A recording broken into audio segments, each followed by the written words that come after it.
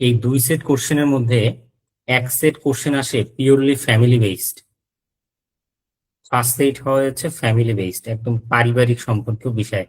একটু এগুলো নিয়ে আলোচনা করে শুরুতে কাজে লাগবে।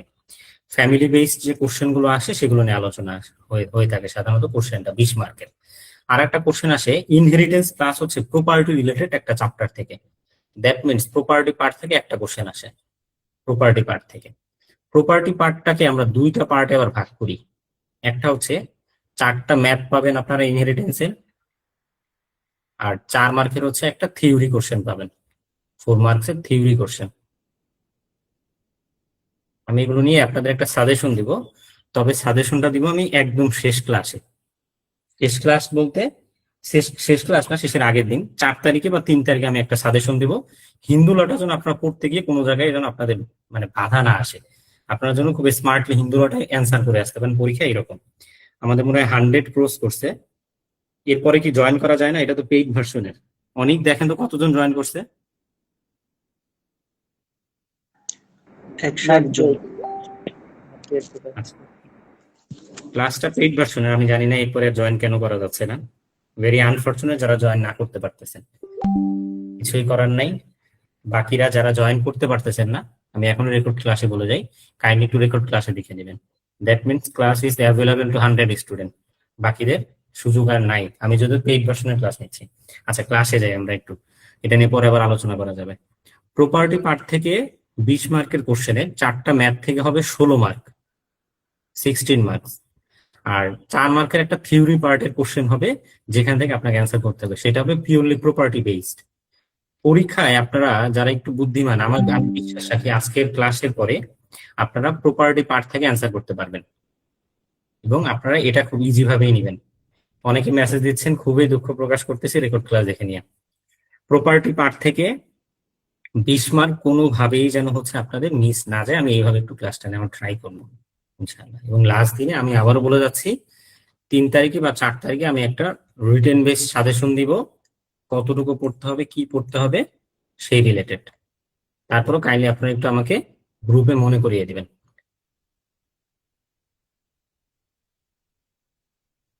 3 অথবা 4 তারিখে, কেমন? আচ্ছা, হিন্দু লটাকে আমরা একটু দেখি। আপনাদের কাছে যার কাছে যেই বই আছে হিন্দু লয়ের ইনহেরিটেন্সের চ্যাপ্টারটা একটু খুলে ফেলেন। বিশেষ করে তাদের কাছে দীনেশচন্দ্র দেবনাথ স্যারের বইটা আছে। আমি ওই বইটার সাথে সাথে আমি একটু যেভাবে পড়ছিলাম চেষ্টা করব আপনাদের একটু সহজভাবে উপস্থাপন করার। হিন্দুরা সাকসেশনের জায়গাটা কিভাবে সহজ করে মনে রাখা যায়, এই কৌশলটা একটু শিখি তাহলে ইনশাল্লাহ। জানি হিন্দু ল যখন হচ্ছে সাকসেশনের প্রপার্টিটা ভাগ হয়, 3 ধরনের ব্যক্তি হিন্দু ল সম্পত্তিতে অংশগ্রহণ করে। কত ধরনের? 3 ধরনের ব্যক্তি, যাদের প্রথম ধরনের ব্যক্তিদের বলা হয় স্বপিণ্ড। স্বপিণ্ড হচ্ছে হিন্দু লয়ে 53 জন। মূলত ম্যাথ আসে এই স্বপিণ্ড থেকেই। বাকি 2টা জায়গা আমি বলে যাচ্ছি কারণ প্রিলিমিনারিতে কাজে আসতে পারে, এমনকি রিটেনও আসতে পারে। সেকেন্ড যারা থাকবেন তাদেরকে বলা হয় সাকুল্য। সাকুল্য হচ্ছে 33 জন। সাকুল্য হচ্ছে 33 জন। স্বপিণ্ড 53 জন, সাকুল্য হচ্ছে 33 জন। সাকুল্য বলতে কি বোঝায় এটা আমি বুঝাচ্ছি। তৃতীয় নাম্বার হচ্ছে সমনোদক। হিন্দু লয়ের এই ওয়ার্ড গুলো পড়তে গেলে অনেক সময় দাঁতে ব্যথা করতে পারে, এজন্য একটু বুঝে শুনে আস্তে আস্তে মুখস্থ করতে হবে, এবং ওয়ার্ড গুলো যেন মনে থাকে সেভাবে একটু মাথায় রাখতে হবে। আচ্ছা, সমনোদক হচ্ছে 147 জন। সমনোদক হচ্ছে 147 জন। প্রিয় ভাই বোন, আমাকে অনেকে মেসেজ করতেছেন, আমি আবারও বলতেছি, আমি জানি না কেন 100 জনের বেশি জয়েন করা যাচ্ছে না। আপনাদের যারা পরিচিত আছে এদেরকে একটু কাইন্ডলি মেসেজ করে দেন বা গ্রুপে রিপ্লাই করে দেন, যে রেকর্ড ক্লাস গ্রুপে যাবে, চিন্তা করার দরকার নেই। আমি নেক্সট দিন এটা একটু চেক করবো কেন 100 জনের উপরে করা যাচ্ছে না। আর আপনারা যদি কেউ জেনে থাকেন আমাকে একটু বলবেন। এটা পেইড ভার্সন কিন্তু ক্লাস। সমনোদক হচ্ছে 147 জন। এখন স্বপিণ্ড বলতে কি বোঝায়, সাকুল্য বলতে কি বোঝায়, সমনোদক বলতে কি বোঝায়, এগুলো একটু ধারণা থাকা ভালো, কারণ প্রিলিমিনারিতে কাজে আসবে। এই ছোট ছোট জায়গাগুলো থেকে কিন্তু প্রিলিমিনারিতে কোশ্চেন আসে। স্বপিণ্ড ওই ধরনের ব্যক্তিদেরই বলা হয় যারা হচ্ছে হিন্দু আইন অনুযায়ী পিণ্ড দান করতে পারে। পিণ্ড দান করে, যারা পিণ্ড দান করতে পারে তাদেরকে বলা হয় স্বপিণ্ড। এখন পিণ্ড কি এই রিলেটেড বিস্তারিত আলোচনা আমরা যখন থিওরি বেসড ক্লাস করবো তখন যাবো, জাস্ট এতটুকু লিখে রাখেন। আর সাকুল্য হচ্ছে যিনি পিণ্ড লেপা দিতে পারেন, পিণ্ড লেপা, পিণ্ড লেপা। এখন পিণ্ড লেপা বলতে কি বোঝায়? একই পরিবার বা একই কুলে আত্মীয় স্বজন, একই পরিবার বা একই কুলে, একই পরিবার বা কুল, তাদেরকে বলা হয় পিণ্ড লেপা। সমনোদক কারা? এই যে সকুল্যের অনূর্ধ্ব 7 পুরুষ যারা থাকে তাদেরকে সমনোদক বলা হয়। আবার সকুল্য কারা? প্রপিতামহের অনূর্ধ্ব 3 পুরুষ। এগুলো বিস্তারিত আলোচনা আপনি একটু কাইন্ডলি দেখে নিন। এই অনেক কি ক্লাসে আছেন? অনেক আপনাদের মানে আমাদেরকে 100 ফিল আপ হয়ে এখন ক্লাস সবাই করতেছে? জি ভাই। আচ্ছা, বাকিরা জয়েন করতে পারতেছে না। এই ক্লাসগুলোতে 200 জয়েন করার কথা, এর জন্য আমি আরো এই ভার্সনটা চালু করলাম যাতে সবাই করতে পারে। Very unfortunate. আচ্ছা, অনেকেই মেসেজ করতেছে যে জয়েন করতে পারতেছে না, কিছু করার নাই ভাই বোন। রেকর্ড ক্লাসটা কাইন্ডলি একটু দেখে নিন। নেক্সট দিন আমি এটা ট্রাই করবো, অথবা ফেসবুক লাইভে ক্লাস হবে নেক্সট দিন থেকে। আচ্ছা, যারা জিজ্ঞাসা করতেছে গ্রুপে একটু রিপ্লাই করেন। ভাই আমি আপনাদের ইন্টারাপ্ট করতেছি, খুবই দুঃখ প্রকাশ করতেছি এর জন্য। আচ্ছা, এখন আমরা মূলত হিন্দু সাকসেশন পড়তে গিয়ে এই 53 জন ব্যক্তিকে নিয়ে হচ্ছে একটু আলাপ আলোচনা করবো। এই 53 জন ব্যক্তিকে নিয়ে, তাদেরকে নিয়ে একটু কথাবার্তা বলবো। তারা কখন সম্পত্তি পাবে, কখন সম্পত্তি পাবে না, এই জায়গাটা যদি একটু আমরা বুঝি তাহলে হবে। এখন প্রশ্ন করতে পারেন, ভাই 53 জন মানুষ কি আসলে মুখস্থ রাখা সম্ভব? তাও আবার সিরিয়ালি, কারণ সিরিয়াল মনে রাখতে না রাখতে পারলে হিন্দু লটা কিন্তু কঠিন হয়ে যাবে। 53 জন পড়ার দরকার নাই। তবে লাস্ট জুডিশিয়ারি 17-এ আমাদের সময় আমার স্পষ্ট মনে আছে, একবারে শেষের দিকে থেকেও কোশ্চেন আসলো, বিশেষ করে ম্যাটার্নাল আঙ্কেল অথবা কারো একটা পোর্শন থেকে, একবারে 33-34-এর দিকে যে। এই জন্য আমি সবাইকে বলি অন্তত এখন 30টা সিরিয়াল পর্যন্ত, 30 সিরিয়াল পর্যন্ত অন্তত ক্লাস করা উচিত, মানে মুখস্থ করা উচিত 30 সিরিয়াল পর্যন্ত। আচ্ছা, স্বপিণ্ডদের মধ্যে 5 জন মহিলা আছে, আপনারা বলতে পারবেন এই 5 জন মহিলাকে? তার বিধবা, কন্যা, বিধবা, উইডো, কন্যা, মাতা, মাতা, পিতামহী, প্রপিতামহী। পিতামহী, পিতামহী শিওর? জি স্যার, ভাই ফাদার্স পিতামহী। মাদার আর হচ্ছে ফাদার্স ফাদার হবে। হ্যাঁ, ওই তো, মানে আমার যে স্টুডেন্ট উনি একটু ইংরেজিতে বলার ট্রাই করলেন, এটার জন্য আমি ধরলাম। সেটা হচ্ছে পিতামহী, ফাদার্স মাদার। বাংলাতে কিন্তু পিতামহী, এটা কিন্তু মাথায় রাখতে হবে, ফাদার্স মাদার। আর এটা হচ্ছে প্রপিতামহী, পিতার পিতার মা। তাহলে ফাদার্স, ফাদার্স মাদার, পিতার পিতার মা। জাস্ট প্রিলিমিনারির জন্য হচ্ছে আমি এই জায়গাগুলো একটু বলে যাচ্ছি। 5 জন হচ্ছে মহিলা স্বপিণ্ড আছে। অনেক সময় এমসিকিউতে দেখা গেছে 3টা অপশন দিয়ে দেবে, একটা ভুল দিবে, আপনাকে এটা বের করতে বলা হতে পারে। এই জন্য এগুলো যেন কোনোভাবেই ভুল না হয়। ম্যাথ শুরু করার আগে আমি কিছু ছোট ছোট জায়গা আগে আলোচনা করে যাচ্ছি, যাতে করে আপনাদের ম্যাথটা বুঝতে সুবিধা হয়। হিন্দু লয়ে ইনহেরিটেন্স সহজ ভাবে পারার জন্য এবং ম্যাথ যাতে ভুল না যায়, এর জন্য আপনাকে একটা রুলস মনে রাখতে হবে, সেটা হচ্ছে গ্রাউন্ড অফ এক্সক্লুশন। কারা সম্পত্তি থেকে বাদ যায় এবং কোন গ্রাউন্ডে বাদ যায়, এই গ্রাউন্ডস অফ এক্সক্লুশনের জায়গাটা, গ্রাউন্ডস অফ এক্সক্লুশন। হিন্দু লয়ে কারা সম্পত্তির উত্তরাধিকার থেকে বাদ যায় আর কারা হচ্ছে সম্পত্তি পাবে, যদি বাদ যায় কোন গ্রাউন্ড হচ্ছে বাদ যাবে, উত্তরাধিকার থেকে বঞ্চিত হবে, সহজ আরো বাংলা হলে বঞ্চিত হবে। প্রথম গ্রাউন্ড হচ্ছে আনচ্যাস্টিটি, অসতীসত্ব। যারা বাংলায় লিখতে চান লিখে নিতে পারেন। প্রথম গ্রাউন্ড হচ্ছে অসতীসত্ব। কোন নারী যদি অসতীসত্ব হয় সে কিন্তু হিন্দু লয়ে সম্পত্তিতে অংশগ্রহণ করবে না। কোন নারী? ওই যে 5 জন নারী যাদেরকে আমরা একটু আগে পড়ে আসলাম, এর জন্যই বলা। সেকেন্ড হচ্ছে ধর্মান্তর বা কনভার্সন। বাংলাটা কাইন্ডলি একটু আমি যখন মুখে বলবো তুলে নেবেন, এবং এই গ্রাউন্ড গুলোই কিন্তু আপনাকে ম্যাথ পারতে মানে হেল্প করবে। এগুলো যদি ভুলে যান আপনি কিন্তু বিপদে পড়ে যাবেন। আবার বলে যাচ্ছি, ধর্মান্তর। থার্ড গ্রাউন্ড হচ্ছে ইনকিউরেবল ডিজিজ বা কিছু আছে কনজেনিটাল ডিজিজ, সেই জায়গাগুলো কি কি? একটা হচ্ছে ব্লাইন্ড, অন্ধ, বধির, কথা বলতে পারে না, ডাম, তাই না? মুক ও বধির যাদেরকে আমরা বলি, শুনতে পারে না। অন্ধ যিনি শুনতে পারেন না, মুক ও বধির যিনি বলতে পারেন না। এই তিন ধরনের ব্যক্তি কিন্তু হিন্দুলয় সম্পত্তিতে অংশগ্রহণ করবে না। এখন আপনাদের কিছু কোশ্চেন আসবে, এটা আমি নিব এবং এটার ব্যাখ্যাটা আমি দিব। আগে একটু আমি যা বলি কাইন্ডলি একটু তুলে। এগুলোকে বলা হয় ইনকিউরেবল ডিজিজ, যেগুলো কোনোভাবেই কিউর করা পসিবল না। যে ব্যক্তি অন্ধ তাকে তো আপনি দুনিয়ার আলো দেখাতে পারবেন না। যিনি একদম কানে শুনেন না তাকে তো শোনানো সম্ভব না। যদি এখন ডিজিটাল ডিভাইস আসছে, আর হিন্দুলয়কে সম্পত্তি একবার অর্পিত হলেও এটা আর ফিরে আসে না। আমরা এই রুলসটা কিন্তু সামনে পড়বো ইনশাল্লাহ। 4 নম্বর গ্রাউন্ডটা বলা হয় লস অফ লিম, শরীরের কোনো অঙ্গহানি হওয়া। লস অফ লিম এটাকে বলা হয় কনজেনিটাল ডিজিজ। ধরেন আপনার একটা হাত কেটে ফেললো, মানে অ্যাক্সিডেন্টের জন্য কেটে গেল, অথবা তার চোখের কোনো সমস্যা হইলো, এই যে এই জায়গাগুলো। অথবা ধরেন আপনার যে কোনো পার্ট হইতে পারে, বডির সমস্যা হতে পারে। ফোর্থ হচ্ছে লুনাটিক অথবা ইনসেন। আমি কিন্তু শুরুতেই ম্যাথে যাইনি বা রুলসে যাইনি, আগে গেলাম কখন সম্পত্তি পায় না সেই জায়গাটায়। এবং আপনারা যখন হিন্দুলয়ের ইনহেরিটেন্স পড়বেন, কাইন্ডলি সবার আগে জেনে নেবেন কে কে সম্পত্তি কোন গ্রাউন্ডে পাবে না সেই জায়গাগুলো। তাহলে দেখবেন ইনহেরিটেন্সটা, হিন্দুলয়ের ইনহেরিটেন্সটা আপনাদের জন্য পানি হয়ে যাবে। সূত্রটা একটু আমি সুন্দর করে লেখাবো, আশা করি আপনাদের জন্য সেটা সহযোগী হেল্পফুল হবে আশা করি।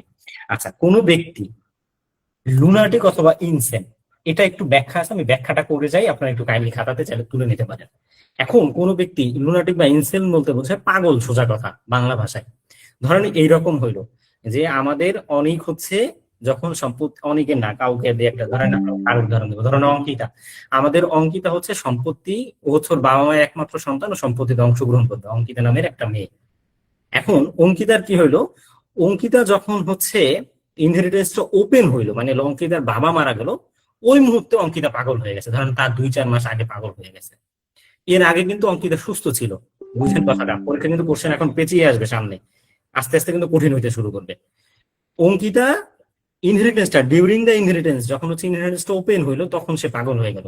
প্রশ্ন হচ্ছে এখন সে সম্পত্তিতে অংশগ্রহণ করবে কিনা, যদি সে পূর্বে ভালো ছিল বা সুস্থ ছিল। কে বলতে পারবে? তার পারবে না। পারবে না। কারণ কি এটার? কারণ হচ্ছে তার উত্তরাধিকার লাভের সময় কেউ যদি পাগল থাকে, উন্মাদ থাকে, তাহলে সে বঞ্চিত হবে। Exactly, good. এটা কি আমাদের অনেক নাকি ফয়সাল? তার ফয়সাল। আচ্ছা আচ্ছা, আমাদের এখানে অনেক পেইড ব্যাচের স্টুডেন্টও আছে, কারণ ওদেরকে আমি আপনাদের সাথে রাখছি না। ওদের ক্লাস মূলত আমি বাকিদের জন্য ওপেন করছি। দেখা গেছে আমার পেইড ব্যাচের এখন মনে হয় 20-30 জন জয়েন করতে পারেনি। এরা এখন মাইন্ডফুল আছে, কিছু করার নেই। যাই হোক, আপনারাও এখানে যারা পড়তেছেন, বিভিন্ন ইউনিভার্সিটি আছেন, পাবলিক প্রাইভেটের, কেবল first year second year student তারাও আছেন। একটু কঠিন হতে পারে তাদের জন্য, কিন্তু যারা চাকরি প্রার্থী, বিশেষ করে ফোর্থ ইয়ার মাস্টার্সে করেন বা বিজিএস প্রস্তুতি নিচ্ছেন, তাদের জন্য এগুলো দুধ ভাত আশা করি। তো যদি না পারেন আমাকে কোশ্চেন করবেন ক্লাসের মাঝে, আমি ইনশাল্লাহ উত্তর করবো, কেমন? আচ্ছা দেখেন, তাহলে কোনো ব্যক্তি যদি সম্পত্তির উত্তরাধিকার যখন ওপেন হলো, তখন যদি সে পাগল থাকে, তাহলে সেই সম্পত্তিতে সে অংশগ্রহণ করার তার কোনো সুযোগ নয়াকারে নাই। আচ্ছা, লেপ্রোসি রোগে, লেপ্রোসিটা কি কেউ বলতে পারবেন? কুষ্ঠরোগ যেটা কুষ্ঠরোগ, চামড়া সাদা হয়ে যায়, তাই না? কুষ্ঠ রোগীও কি করতে পারবে না? সম্পত্তিতে অংশগ্রহণ করতে পারবে না। এই 6টা গ্রাউন্ডের সাথে আরো কিছু আছে, তবে তার আগে আমি একটা গ্রাউন্ড আপনাদের একটু বলে যাই। 7 নম্বর গ্রাউন্ডটা লিখবেন আদার ইনকিউরেবল ডিজিজ। এটার একটু ইন্টারপ্রিটেশনের দরকার আছে। আদার ইনকিউরেবল ডিজিজ, এই আদার ইনকিউরেবল ডিজিজের মধ্যে যত রোগ আছে যেটা কোনোভাবেই কিউর করা সম্ভব না, মানে উক্ত ব্যক্তিকে সুস্থ করা সম্ভব না ওই রোগের থাকে, তাহলেও কিন্তু সে সম্পত্তিতে অংশগ্রহণ করতে পারবে না। প্রশ্ন হচ্ছে কোনো ব্যক্তির ক্যান্সার, সে একদম মৃত্যু পথযাত্রী, সে কি সম্পত্তিতে অংশগ্রহণ করবে কিনা? না স্যার। কেন পারবে না? তার ক্যান্সার ক্যান্সার হচ্ছে incurable। এখন এখন এই জায়গাগুলো না আমি এর জন্য ক্যান্সার প্রশ্ন তুলছি। এখন উক্ত ব্যক্তি সুস্থ হয়ে আসছে, তখন কি হবে? এর মধ্যে সম্পত্তি বন্টন হয়ে গেছে। দেখেন, একটা কথা বলে যাই, হিন্দু লয়ের প্রিভিয়াসলি যেই কোশ্চেন গুলো জুডিশিয়ারিতে আসছে, এখন কিন্তু দেখবেন 17 কোশ্চেনের দিকে তাকালে দেখবেন কোশ্চেন আস্তে আস্তে একটু কঠিন হচ্ছে। কেন? কারণ হিন্দু লয়ের 20 মার্কের মধ্যে 16 মার্ক আছে ইনহেরিটেন্সের থেকে। সুতরাং সবাই কিন্তু এখন জেনারেল রুলস হিন্দু লয়ের পারতেছে, এটা নিয়ে কিন্তু কোনো ডিবেট নেই। কিন্তু সমস্যাটা হচ্ছে এখন এই স্টুডেন্টদের তো আটকাতে হবে, কারণ কম্পিটিশন বেড়ে গেছে। এর জন্য কিন্তু কঠিন কিছু কিছু জায়গায় কোশ্চেন আসা শুরু করবে। হিন্দুরা আমরা একটা রুলস করবো, property once vested can not be divested. সম্পত্তি একবার যদি অর্পিত হয়ে যায় ওই সম্পত্তি ফেরত আনা যাবে না। কোন ব্যক্তি ক্যান্সারে আক্রান্ত ছিল, তখন ইনহেরিটেন্স ওপেন হয়েছে, তার ভাই ব্রাদারের কাছে সম্পত্তি চলে গেছে, ওই সম্পত্তি ব্যাক আনার আর কোনো সুযোগ নাই, যদিও উক্ত ব্যক্তি কিউর করছে। আপনারা কি আমার কথাটা বুঝতে পারছেন কিনা? ভাই আরেকবার একটু বলবেন, ওই যে property once vested can not be, ওইটা কি বলছেন? হ্যাঁ, এগুলো আমি পড়াবো, তারপর বলে যাচ্ছি, এগুলো আমি সব পড়াবো, চিন্তা করেন না। প্রপার্টি অনস ভেস্টেড এই রুলস গুলো আপনারা পাবেন। Can not be divested later. একবার যদি সম্পত্তি অর্পিত হয়ে যায়, পরবর্তীতে এটাকে আর ফেরত আনা যায় না। ধরেন আমার আর ফয়সাল হচ্ছে, আমরা দুই ভাই। এখন ফয়সালের কাছে সম্পত্তিটা চলে গেছে। সম্পত্তি যেহেতু ফয়সালের কাছে চলে গেছে, আমার যখন ক্যান্সার ছিল, এই জন্য আমি সম্পত্তি ধরেন বঞ্চিত হইলাম। পরবর্তীতে আমি সুস্থ হইলাম, আমার কাছে আর সম্পত্তি আসার কোনো সুযোগ নাই। হিন্দুরা এটাই বলে যে সম্পত্তি once vested can not be divested. এগুলো আমরা সামনে আরো রুলস পড়বো, তখন আরো ইজি মনে হবে, এখন প্যাচের মনে হতে পারে। আচ্ছা, এই 7টা গ্রাউন্ডের পরে কিছু গ্রাউন্ড আছে যেগুলো আমি বিভিন্ন বই পড়তে গিয়ে পাইছি। এই শুধু দীনেশচন্দ্র দেবনাথ স্যারের বইটা না, আমি হিন্দুলার জন্য আজিজুর রহমান স্যারের বইটা পড়ছি, এবার আরো টুকটাক যে বিজিএস এর কোশ্চেন সলভ করেন বা অন্য বইগুলো, সেখান থেকে পড়তে গেলে কিছু গ্রাউন্ড পাইছি। বা এই দীনেশচন্দ্র স্যারের বইয়ের অন্যান্য জায়গাগুলোতে, এর মধ্যে একজন হচ্ছে মার্ডারার কোনো অবস্থাতে সম্পত্তিতে অংশগ্রহণ করবে না। উনি উনি কোনো অবস্থাতে সম্পত্তিতে অংশগ্রহণ করবে না। এন্ড দেয়ার এয়ার্স, তাদের উত্তরাধিকার সম্পত্তিতে অংশগ্রহণ করবে না। একটু বুঝিয়ে বলি। এক্স হচ্ছে একজন ব্যক্তি যাকে খুন করলো ওয়াই নামের ব্যক্তি, এক্স এর ছেলে ছিল ওয়াই। যেহেতু ওয়াই সম্পত্তিতে অংশগ্রহণ করবে না, ওয়াই এর ছেলে যদি জেড বা হচ্ছে ধরেন ডব্লিউ তারা থাকে, তার সন্তান, তারাও সেই সম্পত্তিতে দাদার সম্পত্তি থেকে পাবে না। সহজ করে কি বোঝা গেছে? জি স্যার। না বুঝলে বলেন, আবার বলবো, বুঝতে পারছেন কিনা? বুঝতে পারছি। ওকে, এই গ্রাউন্ড গুলো একটু ভালোভাবে বুঝেন, কারা কারা বাদ যায়, তাহলে দেখবেন হিন্দু লাইন ম্যাথ করতে টাইম লাগবে 10 মিনিট, আমি কথা দিলাম ইনশাল্লাহ। আচ্ছা, এরপরে যেই ব্যক্তি সন্ন্যাস ব্রত পালন করছে, আমি বিয়ে করব না, আমাকে পারলে কইরা দেখাও, মানে আছে না এরকম কিছু মানুষ, মংকুট। এখন মংকুট এই জায়গাটা তো সেইটা না। মংকুট হচ্ছে যারা আপনার আমাদের মধ্যে যারা হিন্দু ভাই বোন আছেন তারা রিলেট করতে পারবেন। সন্ন্যাসী যারা আছেন তারা কিন্তু বিয়ে করেন না, সংসারের যাবতীয় মায়া ত্যাগ করে তার একটা জায়গায় চলে যান। এই মংকুট যারা গ্রহণ করলেন, তারা কিন্তু তাদের পিতা মাতার সম্পত্তিতে অংশগ্রহণ করবে নয় আকারে না। ম্যাথ কিন্তু এই ধরনের ছোটখাটো টার্ম দিয়েও চলে আসবে। ধরেন দিল কোনো ব্যক্তি মৃত্যুবরণ করলো, রেখে গেলেন তার 3 ছেলে এবং 2 মেয়েকে। 3 ছেলের মধ্যে এক ছেলে মংকুট গ্রহণ করছে, সন্ন্যাসী হয়ে গেছে, সম্পত্তি বন্টন করবে। ইজি অঙ্ক। এখন যিনি মংকুটের কথা জানেন তার জন্য দেখলো পানি ভাত, যিনি জানবেন না তার জন্য কিন্তু কঠিন। আচ্ছা, হিন্দুলায় পুরুষদের জন্য, পুরুষরা যেই কারণে সম্পত্তি থেকে বাদ যায়, নারীরা একই কারণে সম্পত্তি থেকে বাদ যাবে। তথা উক্ত উপরে যে 8টা 9টা গ্রাউন্ড করলাম, একই কারণে নারীও বাদ যাবে। আপনারা এটা একটু লিখে নেন। হিন্দু লয়ের নারী পুরুষরা যেই গ্রাউন্ড গুলোতে বাদ যায়, নারীরা সেম গ্রাউন্ডে বাদ যাবে। কথাটা বাংলাতে এইভাবে তুলে নেন, আশা করি কাজে লাগবে। আচ্ছা, last but not the least, সেটা হচ্ছে ব্রাহ্মণ। যারা বাংলা লিখতে চান বাংলা লিখে নেন। ব্রাহ্মণ, ক্ষত্রিয় এবং বৈশ্য, এগুলো হচ্ছে গ্রোত্র হিন্দুদের, তাই না? ব্রাহ্মণ, ক্ষত্রিয় এবং বৈশ্য, এই 3 শ্রেণীর ব্যক্তিদের যদি কোনো অবৈধ সন্তান থাকে, ইলিজিটিমেট চিলড্রেন, এই 3 শ্রেণীর ব্যক্তিদের যদি কোনো অবৈধ সন্তান থাকে, সেই অবৈধ সন্তানরা কোনো অবস্থাতেই সম্পত্তিতে অংশগ্রহণ করতে পারবে নয় আকারে না। বোঝা গেছে? আচ্ছা, আর একটা গ্রাউন্ড আমি আনঅফিসিয়াল বলে দিই, এটা কোথাও লেখা নাই, তবে আমার মনে হয়েছে এটা রিলেট করা যায়। হিন্দু 5 ধরনের মহিলা ব্যতীত, যা আমরা প্রথমে উল্লেখ করে দিচ্ছি ক্লাসে, ওই 5 ধরনের মহিলা ব্যতীত কোনো মহিলাই স্বপিন্ড হিসেবে সম্পত্তি পায় না। চাইলে লিখে নিতে পারেন, জাস্ট নিজের বোঝার সাপেক্ষে। মহিলা 5 জন স্বপিন্ড ব্যতীত অন্য কোনো মহিলা সম্পত্তিতে অংশগ্রহণ করবে নয়াকারে না। আচ্ছা, আমাকে একটা কথা বলেন, হিন্দু আইনে, এখানে হিন্দু ভাই বোন যদি কেউ থাকেন কাইন্ডলি একটু রেসপন্স করবেন, যে কোনো একজন হিন্দু ভাই বোন, হিন্দু আইনে কোনো বিধবা কি সম্পত্তিতে অংশগ্রহণ করে? জি ভাইয়া করে। হিন্দু আইনে বিধবা অংশগ্রহণ করে। আচ্ছা বোন, এমন হইলো কোন বিধবা সেকেন্ড ম্যারেজ করলো, যেহেতু এখন মডার্ন যুগ, সেকেন্ড ম্যারেজ কিন্তু অনেক দেশে এখন ভ্যালিড করছে। সেকেন্ড ম্যারেজ করলো, উনি প্রিভিয়াসলি একটা সম্পত্তির দখলে আছে ওনার স্বামীর, উনি কি সম্পত্তিটা পাবে? না পাবে না। না কেন ভাইয়া, পাবে পারবো না? না। কেন পাবে না? একবার যদি ডাইভেস্ট হয়ে যায় তখন তো আর নেওয়া যাবে না পরে। আচ্ছা, কিন্তু উনি রিম্যারেজ করছে, হিন্দু একজন উইডো, উনি কি জীবন সত্ত্ব পায়, লাইফ ইন্টারেস্ট পায়, নাকি হচ্ছে উনি পার্মানেন্টলি সম্পত্তিটা পেয়ে যায়? Life interest. এটা একটু কাইন্ডলি একটু সবাই তুলে নেন। এই জায়গাটা হচ্ছে এক্সেপশনাল, আমার মূল জায়গা হচ্ছে আপনাদের এক্সেপশনাল জায়গাগুলো বোঝানো। দেখেন দীনেশচন্দ্র স্যারের বইতে পুরো সিরিয়াল দিয়ে সবার কথা বলা আছে, আপনি পড়লেই বুঝেন, আপনি কি আলাদা কোনো কিছু, আল্লাহ আমাকেও মাথা দিছে আপনাকেও দিছে, বরং আমার চেয়ে অনেক এখানে মেধাবী আছেন হয়তো, আলহামদুলিল্লাহ। তো সেই জায়গাগুলো এক্সেপশনাল, আমার ভাই বোন আটকাতে পারে, আমি সেগুলো বলি। দেখেন, হিন্দু একজন বিধবা নারী, উনি হচ্ছে সম্পত্তিতে জীবন সত্ত্ব হিসাবে সম্পত্তি পান। উনি যতদিন বেঁচে থাকবেন ততদিন উনি কি করবেন, সম্পত্তি ভোগ দখল করবেন।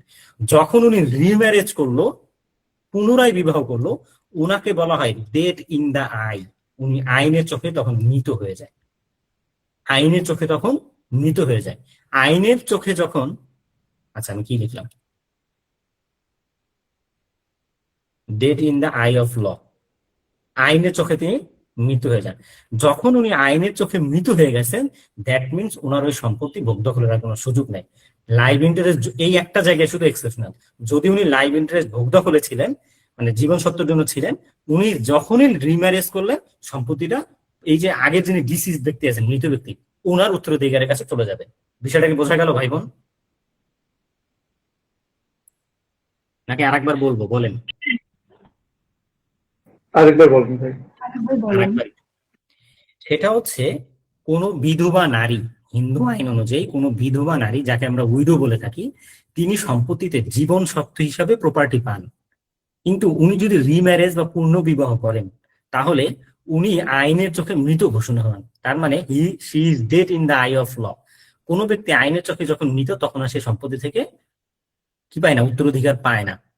যেহেতু পায় না, ওনার যে সম্পত্তি উনি ভোগ দখলে ছিলেন, জীবন সত্ত্ব পেতেন, ওই জীবন সত্ত্ব এখন আর পাবে না। এই জীবন সত্ত্বটা পূর্ববর্তী মালিকের, মানে যিনি মারা গেলেন, তার উত্তরাধিকারের কাছে চলে যাবে, ফেরত চলে যাবে। বিষয়টা বুঝতে পারছেন? জি একজন ভাইয়া। একজন ভাই, একজন হিন্দু ভাই, একটু কাইন্ডলি নাম বলেন তো তার, কোন একজন হিন্দু ভাই আমার, একজনের একটু নাম বলেন, নাম মাথায় আসতেছেন? কেউ নাই, একজন হিন্দু ভাই। ভাই দীপ। দীপ ভাই। দীপ ভাই, আমি দীপ ভাইকে মেরে ফেলতেছি, কারণ উনি আমার ভাই, উনি মাইন্ড করবে না। দীপ ভাই যখন মারা গেলেন, উনি সম্পত্তিতে রেখে গেলেন ওনার বিধবা স্ত্রীকে। ভাই আল্লাহ আপনাকে হায়াত দেখ অনেক বছর, কিন্তু জাস্ট উদাহরণের জন্য বোঝাচ্ছি। ওনার স্ত্রীকে রেখে মারা গেলেন, ওনার 2 সন্তানকে, ছেলেকে রেখে মারা গেলেন, আর ধরেন এই 2 জনকে রেখে মারা গেলেন, ইজি বুঝাই, ইজি ভাবে। এই 3 জন ব্যক্তিকে রেখে মারা গেলেন। আমরা জানি পুত্রের পাশাপাশি উইডো সম্পত্তিতে অংশগ্রহণ করে, কিন্তু উইডোর হচ্ছে ধরেন পরবর্তীতে রিম্যারেজ হইল, পুনরায় বিবাহ হইল, উনি জীবন সত্ত্ব হিসাবে 1/3 অংশ কিন্তু ভোগ করতেছিলেন। এই 1/3 অংশ তখন এই 2 সনের কাছে ফেরত চলে আসবে। অ্যাজ সুন অ্যাজ উনি কি করলো, এই যে যখন বিয়ে করলো, যখন বিয়ে করলো সাথে সাথে 2 সনের কাছে পুরো সম্পত্তিটা ব্যাক করবে 1/3। এবার কি বুঝতে পারছেন? জি ভাইয়া। যদি এতটুকু। টু সন্স না থাকে, 2 সন যদি না থাকে, ধরেন কথার কথা 2 সন নাই, এখানে আছে ধরেন ফুল ব্রাদার, তাহলে ফুল ব্রাদারের কাছে দেয়। সোজা কথা, আলটিমেটলি সম্পত্তি যার কাছে যেত, সেই সম্পত্তিটা দখল করবে, মানে দখলে থাকবে, মানে ফেরত চলে যাবে তার কাছে, দখল করবে। বুঝতে পারছেন? ভাই তাহলে জীবন সত্য শেষ হলেও কি এরাই পেত? জীবন সত্য শেষ হলে এরাই পাইতো। আগে হয়তো কি, যে উইডো যখন মারা যেত তখন সম্পত্তিটা টু সনের কাছে আসতো বা ফুল ব্রাদারের কাছে আসতো। আর এখানে ঘটনাটা ঘটছে উনি রিম্যারেজ করছে তখন চলে আসতেছে, মানে আগে চলে আসছে সম্পত্তিটা। বুঝতে পারছেন বোন? ওই মহিলা যদি সম্পত্তি বিক্রি করে দেয় বিয়ের পূর্বেই? আচ্ছা আচ্ছা, এটা নিয়ে একটু কোশ্চেন আছে, মানে বোঝার আছে আপনাদের, এটা আমি সামনে পড়াবো। জীবন সত্ত্বর প্রপার্টি নেসেসিটি ব্যতীত বিক্রি করা যায় না। নেসেসিটি কি, ধরেন এই দুই সন্তানের লেখাপড়ার খরচ চালাতে, চিকিৎসায় খরচ চালাতে, বা ধরেন তার একটা ডটার ছিল, দুইজন কন্যা ছিল, তাদের বিয়ের, আমরা জানি হিন্দু লয়ে মেয়েদের অনেক কিছু দিয়ে দিতে হয়, তাদের বিয়ের খরচ আদি চালাতে যদি বিক্রি করতে হয় সেটা ঠিক আছে। আননেসেসারি কাজে ব্যয় করা যাবে না। ধরেন কোনো একটা মামলা চলতেছে, মামলা পরিচালনার জন্য বিক্রি করার দরকার, তখন পারা যাবে। এগুলো আমরা পড়াবো ভাই থিওরি করাতে গিয়ে। বুঝতে পারছেন যে ভাই কোশ্চেন করলেন? হ্যাঁ ভাই। আচ্ছা, তাহলে আমরা তো একটু এক্সক্লুশন জায়গাটা দেখলাম, কারা কারা হিন্দু ল থেকে বঞ্চিত হচ্ছে, এই জায়গাটা আমরা আশা করি বুঝছি। এখন একটু চলে যাই হিন্দু লয়ের সূত্রটাতে। আমরা বইয়ের গতানুগতিক সূত্রটা পড়বো না, যদিও আমি আপনাদের বই বের করতে বলছি আপনাদের বোঝার সুবিধার্থে, তবে আমি একটু দেখি আপনাদের ইজি করে পড়ানো যায় কিনা। আচ্ছা, হিন্দু লয়ে প্রথমেই বলে দেই 1 2 3 4 চারজন ব্যক্তিকে কোনো, আমরা জানি মুসলিম লয়ে 12 জন ব্যক্তিকে, 12 জনের মধ্যে 6 জন ব্যক্তিকে কখনো প্রপার্টির অংশ থেকে বাদ দেওয়া যায় না। বলতে পারবেন প্রাইমারি এর 6 জন কারা মুসলিম লয়ে? ফাদার মাদার এই 6 জন, father mother wife husband daughter এবং সন। এর মধ্যে সন হচ্ছে সেকেন্ডারি শেয়ারা, কিন্তু সে প্রাইমারি ইয়ার। এই 6 জনকে কখনো বাদ দেওয়া যায় না। হিন্দু লয়েও 4 জন ব্যক্তিকে কোনো অবস্থাতেই সম্পত্তি থেকে বাদ দেওয়া যাবে না। দ্যাট মিনস তারা সম্পত্তি পাবেই। 4 জন ব্যক্তিকে ভাই, প্রথম জন হচ্ছে সন পুত্র, দ্বিতীয় জন হচ্ছে সন সন পৌত্র যাকে আমরা বলি সন সন, তৃতীয় জন হচ্ছে প্রপৌত্র যাকে আমরা বলি সন সন সন সন্স সন্স সন, পুত্রের পুত্রের পুত্র। আর একজন ব্যক্তিকে এই যে সেই উইডো বা বিধবা। এই 4 শ্রেণীর ব্যক্তিকে কোনো অবস্থাতেই সম্পত্তি থেকে বাদ দেওয়া যায় না। প্রথম নোট নেন এইভাবে লিখে, এই সাইডটাতে এরকম করে, এদেরকে কখনোই বাদ দেওয়া যাবে না। এদেরকে কখনো বাদ দেওয়া যায় না। দেখি হিন্দু লটাকে আজকে আমরা একটু মাখনের মতো ইনহেরেন্সটাকে পড়ে ফেলি। এদেরকে কোনো অবস্থাতে বাদ দেওয়া যাবে না। দ্বিতীয় নোটটা নেন এইভাবে করে, এই তিনজন, এই 3 জন ব্যক্তি হচ্ছে পার স্ট্রাইপস অনুযায়ী সম্পত্তিতে অংশগ্রহণ করে, অংশ পিছু অনুযায়ী পার স্ট্রাইপস।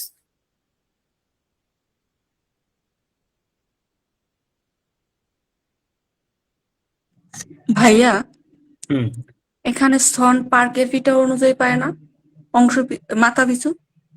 পার স্ট্রাইপস হবে ভাই, এটা আমি ব্যাখ্যা করে সামনে বুঝাবো, চিন্তা করার দরকার নেই। ডক্ট্রিন অফ রিপ্রেজেন্টেশন শুধু এই 3 জনের ক্ষেত্রেই প্রযোজ্য, কারণ সন মারা গেলে সনের সন পাচ্ছে, সন মারা গেলে তারও সন পাচ্ছে। এই পাশে আরেকটু লিখে নেন, হিন্দু আইন অনুযায়ী 3 জন ব্যক্তির ক্ষেত্রে ডক্ট্রিন অফ রিপ্রেজেন্টেশন অ্যাপ্লিকেবল হয়। সরি 3 জন না, 2 জন, সন সন আর একটা হচ্ছে সন সন সন। এদের ক্ষেত্রে শুধু হচ্ছে ডক্ট্রিন অফ রিপ্রেজেন্টেশন অ্যাপ্লিকেবল হয়। বোন যেই কোশ্চেনটা করছেন এটা আমি ম্যাথ করানোর সময় বুঝাই দিব। আচ্ছা, উইডোদের মধ্যে আমার একটু শ্রেণী বিভাগ আছে, আমরা প্রত্যেকটা অংশ ভাগ ভাগ করে একটু পরে যাবো ইনশাআল্লাহ, আশা করি আমার ভাই বোন বুঝতে পারবে। আচ্ছা, উইডোদের মধ্যে 2টা পার্ট, একটা হচ্ছে নিজের স্ত্রী, একটা হচ্ছে নিজের স্ত্রী, আর একটা হচ্ছে পুত্রবধূ, পুত্রের স্ত্রী। অনেক সময় এমন হইতেই পারে যে পিতার আগে পুত্র মারা যায় কিন্তু পুত্রবধূ তো বেঁচে আছে, এখন সে সম্পত্তি পাবে কিনা। উত্তর হচ্ছে কোনো একটা সম্পত্তিতে যদি এমন হয় স্ত্রী এবং পুত্রবধূ 2 জনেই উপস্থিত আছেন, আমরা জানি উইডোরা সম্পত্তি পায়, উইডোদের মধ্যে 2 জন উপস্থিত আছে। একটা হচ্ছে স্ত্রী মানে নিজের ওয়াইফ, তাকে আমরা W1 ধরি, ওয়াইফ 1, আর পুত্রের স্ত্রী W2 ধরি, তখন এই W1 এবং W2 মিলে এক অংশ পাবে। আমি কি বিষয়টা বুঝাতে পারলাম? জি ভাইয়া। ভাইয়া আরেকবার বললে ভালো হয়। আমি বলতেছি, বল। সেটা হচ্ছে উইডো মানে হচ্ছে বিধবা। এখন বিধবা তো বলে যায় নাই যে উক্ত ব্যক্তির স্ত্রী নাকি তার পুত্রের স্ত্রী, বলছে উইডোদের দুইটা ক্যাটাগরি, একটা হচ্ছে নিজের স্ত্রী, একটা হচ্ছে পুত্রের স্ত্রী বা পুত্রবধূ। যদি এমন হয় সম্পত্তিতে স্ত্রী এবং পুত্রবধূ দুইজন উপস্থিত আছে, তখন দুইজনে মিলেও এই একটা অংশকে ভাগ করে নেবে। বিষয়টা কি বুঝতে পারছেন? হ্যাঁ ভাইয়া। ওকে, মানে শাশুড়ি আর পুত্রবধূ এক অংশ পাবে। এক অংশ পাবে, রাইট, গুড। চলে যান 5 নম্বর অংশে। এই যে এখন একটু ম্যাথটাকে আমরা সহজ করে দেখি কিভাবে বুঝতাম করা যায়। এই উপরের 4 জনের পরে 5 নম্বর সিরিয়াল হচ্ছে কন্যার বা ডটারের। কন্যা বা ডটারের আমি যেভাবে লিখবো কাইন্ডলি সেভাবে লিখবেন। এরকম বড় করে একটা টান দেন, বিশাল বড় করে একটা টান দেন, লিখেন 1 থেকে 4 নং না থাকলে।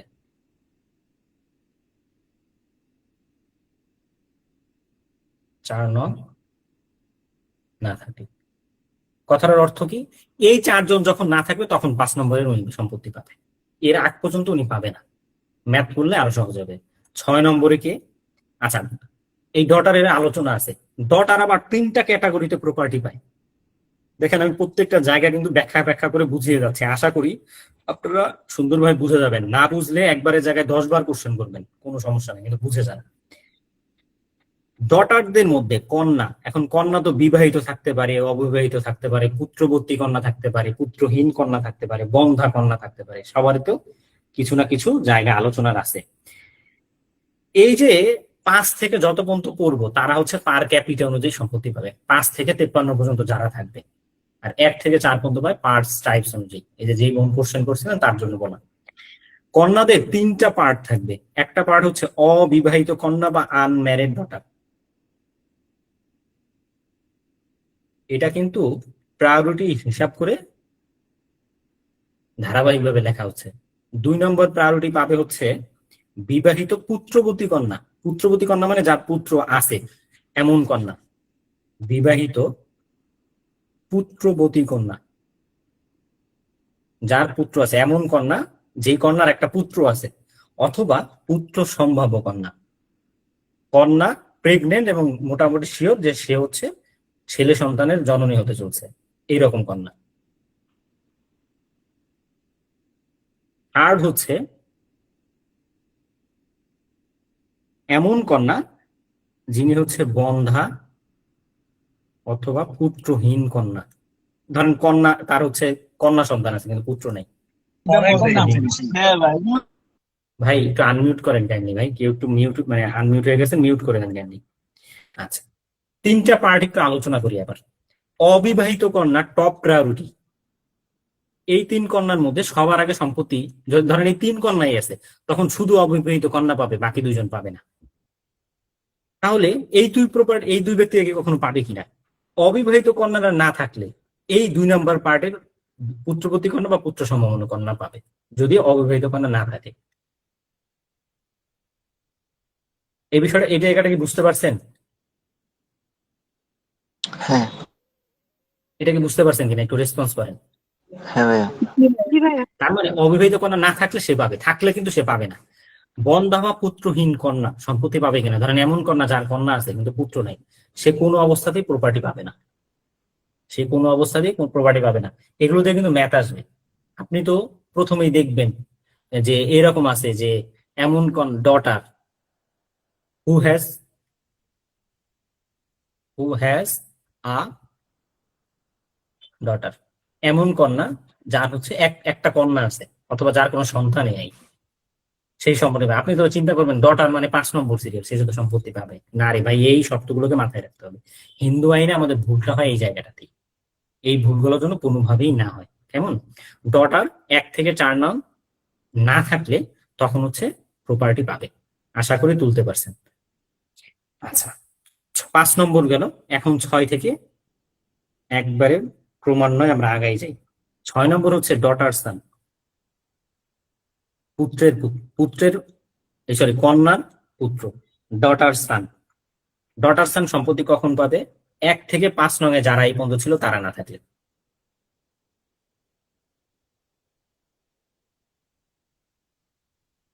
সাত হচ্ছে ফাদার, 8 হচ্ছে মাদার। এগুলোর আলোচনা আছে, আগে একটু তুলেন। 9 হচ্ছে ব্রাদার, 10 হচ্ছে ব্রাদার সান, 11 হচ্ছে ব্রাদার্স সান সান, ব্রাদার্স সান সান, ভাইয়ের পুত্রের পুত্র। আচ্ছা, এই 11টা একটু আলোচনা করি, তারপর আবার সামনে যাই। ডটার সান কখন পাবে? 1 থেকে 5 নং যদি না থাকে তখন। ফাদার কখন পাবে? তাহলে 1 থেকে 6 নং যদি না থাকে তখন। তার মানে 6 নং পর্যন্ত কেউ নেই, ফাদার আছে, তাহলে উনি সম্পত্তি পাবে। এরপরে যদি ওনার পরে কেউ থাকে তারা কিন্তু পাবে না, উনি সব পেয়ে যাবে। হিন্দু লায়ে প্রপার্টি এমন হইতে পারে একজন ব্যক্তি সম্পূর্ণ সম্পত্তি পাচ্ছে, অ্যাকর্ডিং টু দ্য হিন্দু লা ইনহেরিটেন্স। মাদার কখন পাবে? 1 থেকে 7 নং যখন না থাকবে, তবে এখানে একটু আলোচনা আছে। 1 থেকে 7 নং না থাকলে মাদার সম্পত্তি পাবে। আলোচনাটা কি সেটা একটু বলি। আচ্ছা, এমন হয় না অনেক ক্ষেত্রে যে ধরেন আমি মারা যাচ্ছি, কথার কথা, এক্স নামের একজন ব্যক্তি মারা গেছে, তার পিতার 2টা বিবাহ ছিল, এক ঘরে সে হয়েছে আর একটা তার হচ্ছে সৎ মা। এখন প্রশ্ন হচ্ছে সৎ মা বা এমন মা যিনি হচ্ছে অসতী, সৎ মা বা অসতী, তারা কি সম্পত্তি পাবে কিনা?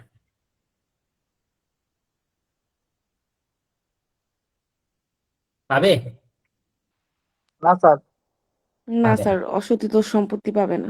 এক্স্যাক্টলি, এটা সাইড নোট নেন এই মাদারের পাশে, যে মাদারের কোশ্চেন, এটা সাইড নোট নেন যে সৎমা বা অসতী মা কখনোই সম্পত্তিতে অংশগ্রহণ করে না। দেখেন এগুলো রিটেনে জি, অসতী মাটা কি? কে বুঝাতে পারবেন? বুঝাই বলেন। অ্যাডাল্টারি। হ্যাঁ, বেবিচারিণী, সোজা কথা। বুঝতে পারছেন বোন? ফিনাল করে 498।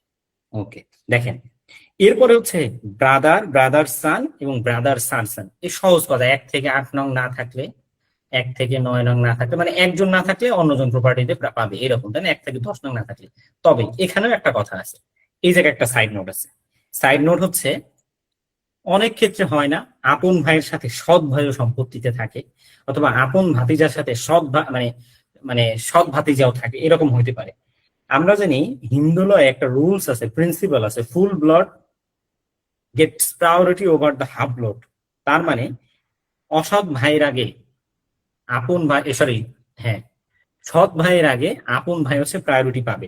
ফুল ব্রাদার প্রিফায়ার্স ওভার হাফ ব্রাদার, বা ফুল ব্লাড ওভার হাফ ব্লাড। আপন ভাই সৎ ভাইয়ের আগে প্রায়োরিটি পায়। এইটা একটু সাইডে লিখে রেখেন, কারণ এই এখন কিন্তু ম্যাথ কিন্তু পেঁচায় পেঁচায় আসবে, আমি কিন্তু কথাটা বারবার রিপিট করে যাচ্ছি। হিন্দুলায় সিস্টার কি সম্পত্তি পায়? বোন, আপন বোন। সিস্টার ফুফু কখনোই সম্পত্তি পায় না। এক্স্যাক্টলি, আমি শুরুতে একটা কথা বলে দিছিলাম, দেখেন একটা ওয়ার্ড বলছি, 5 জন মহিলা স্বপিন্ড আছে, এই 5 জনই পায়। দ্যাট মিনস দুনিয়ার আর কোনো নারী হিন্দুলা অনুযায়ী সম্পত্তি পাবে না। জাস্ট এতটুকু জিনিস মাথায় রাখলেই হয়। আচ্ছা ভাইয়া, জি, ভাইয়া যদি এরকম হয় যে সৎ মা আছে কিন্তু মা নাই, সাথে ব্রাদার আপন মা আছে, নাই। সেক্ষেত্রে কি ব্রাদার পাবে? সৎ মা আর কিছু পাবে না? আচ্ছা, সৎমা আছে কিন্তু আপন ভাই নাই, সৎমা কোনো অবস্থাতেই সম্পত্তি পায় না, একবারে সহজ কথা, ব্রাদার পাবে। বোঝা গেছে বোন? হ্যাঁ। আচ্ছা, 12 নম্বর লিস্টে হচ্ছে সিস্টার সান, আপন বোন পাবে না, কিন্তু আপন বোনের যদি কোনো পুত্র থাকে তারা কিন্তু সম্পত্তিতে অংশগ্রহণ করে। কখন? যখন 1 থেকে 11 নম্বর না থাকবে। আপনারা কিন্তু প্রত্যেকটার পাশে ভাবে লিখে নেবেন, 1 থেকে 11 নম্বর না থাকলে, তাহলে দেখবেন পড়তে মানে লিখতেও মজা লাগে সূত্রগুলো। 13 নম্বর কারা হচ্ছে দাদা, ফাদার্স ফাদার। দাদা কখন সম্পত্তি পাবে? 1 থেকে 12 নং না থাকলে। 14 হচ্ছে দাদি, পেয়ারি দাদি। এই পেয়ারি দাদি হচ্ছে 1 থেকে 13 নম্বর না থাকলে পাবে। মজার একটা আলোচনা করি, গল্প। আমার দাদু এখন বেঁচে আছে, দাদা মারা গেছে প্রায় 13 বছর আগে, 13 বছর বেশি হয়ে গেল। প্রত্যেকবার যখন বাড়িতে যায়, এখন আল্লাহ রিজিক দিছে, ভালো ভালো মন্দ দিয়ে আলহামদুলিল্লাহ ভালো টাকা ইনকাম হয়, একটু সরকারি বেতন পাই আলহামদুলিল্লাহ। তো দাদু প্রত্যেক ট্রিপে গেলেই, আমি যখনই যাই, আমি ঘুমের বিছানায় থাকবো, যে বলবে তুমি 10 টাকা নাও, তুমি 20 টাকা নাও, 50 টাকা নাও, 1 কাপ চা খাইও। মাঝে মধ্যে মনে হয় ওই 10 টাকা 20 টাকার দাম আমার এই যত বেতন পাই তার থেকেও বেশি। বেঁচে আছে এর জন্য এখন মনে বুঝতেছি না, যাদের বেঁচে নেই তারা এই জিনিসটা রিলেট করতে পারবেন। তো যাদের দাদা দাদি নানা নানি বেঁচে আছে তাদের কাছাকাছি থাকবেন, তাদের সাথে কথা বলবেন, তারা এটাতে একটু মানে গুড মানে বেটার ফিল করে যে না আমার ব্লাড লাইনটা এখনো কন্টিনিউ হচ্ছে। কারণ আমার দাদির ব্লাড লাইনই তো আমাদের মধ্যে নাকি, দাদা নাই এই জন্য দাদাকে মিস করি। দেখবেন আমি মাঝে মধ্যে আমার দাদাকে নিয়ে পোস্ট করি, রিসেন্ট অনেক মিস করছি, পোস্ট করতে মাঝে মধ্যে পোস্ট করি। তো যাদের আছে তারা কিন্তু অবশ্যই তাদেরকে প্রায়োরিটি দিবেন ওভার এভরিথিং, সবার উপরে, ওভার এভরিওয়ান। আচ্ছা, এই দাদা এবং দাদিকে নিয়ে আমার একটু আলোচনা আছে। আমাকে একটু বলেন তো, অনেক ব্যক্তির এমন হয় না যে পিতার দাদি থাকে দুইজন, মানে আপনার দাদি থাকে দুজনে, মানে আগে তো দাদারা 3-4টা করে বিয়ে করতো, ছিল এরকম। তো যদি এইরকম হয় যে দাদি দুইজন, মানে সব দাদি আছে বা 3জন আছে, সে সব দাদিকে সম্পত্তিতে অংশগ্রহণ করবে? না স্যার, করবে না। করবে না। দ্বিতীয় আর একটা কোশ্চেন, আপনার নানি কি সম্পত্তিতে অংশগ্রহণ করতে পারে হিন্দু ল অনুযায়ী? না ভাই। মানে পারে না। কেন পারবে না? সে তো অনেক কাছে। তার প্রথমেই বলে দিয়েছেন না 5 জন। এই জিনিসটার জন্য কোনোভাবেই যে যত আপনার ঘুটাক, এই যে দেখেন আমি এই কথাটা বারবার রিপিট করে কেন যাচ্ছি, পরীক্ষার হলে প্রশ্ন যত কঠিন হোক আপনার মাথায় আছে 5 জন মহিলা ছাড়া কেউ সম্পত্তি পায় না, সুতরাং এছাড়া যত মহিলা আছে শুরুতেই বাদ। এছাড়া আর কি কি রুলস পারলাম ভাই, প্রত্যেকটা জায়গায় পড়াতে গিয়ে ছোট ছোট সাইড নোট নিয়েছে, এই সাইড নোট গুলো আমার যেন মাথায় থাকে, এগুলো জাস্ট একটু মাথায় রাখেন। দেখি আপনার 16টা ম্যাথে কি আটকায়। হিন্দু লয়ের ম্যাথ আসছিল আমাদের সময় 4টা, একটু বলে যাই ভাই, মাঝে মাঝে ফ্লেক্স নেওয়ার দরকার আছে। মুসলিম লয় ম্যাথ আসছিল 5টা, এখানে হচ্ছে 16 মার্ক, এখানে হচ্ছে 20 মার্ক, টোটাল দিয়ে 36 মার্কের ম্যাথ আসছে আমাদের, আমি যদি ভুল না করি। আমার একটা সিঙ্গেল ম্যাথও ভুল যায় না আলহামদুলিল্লাহ, আর 17তম জুডিশিয়ারিতে।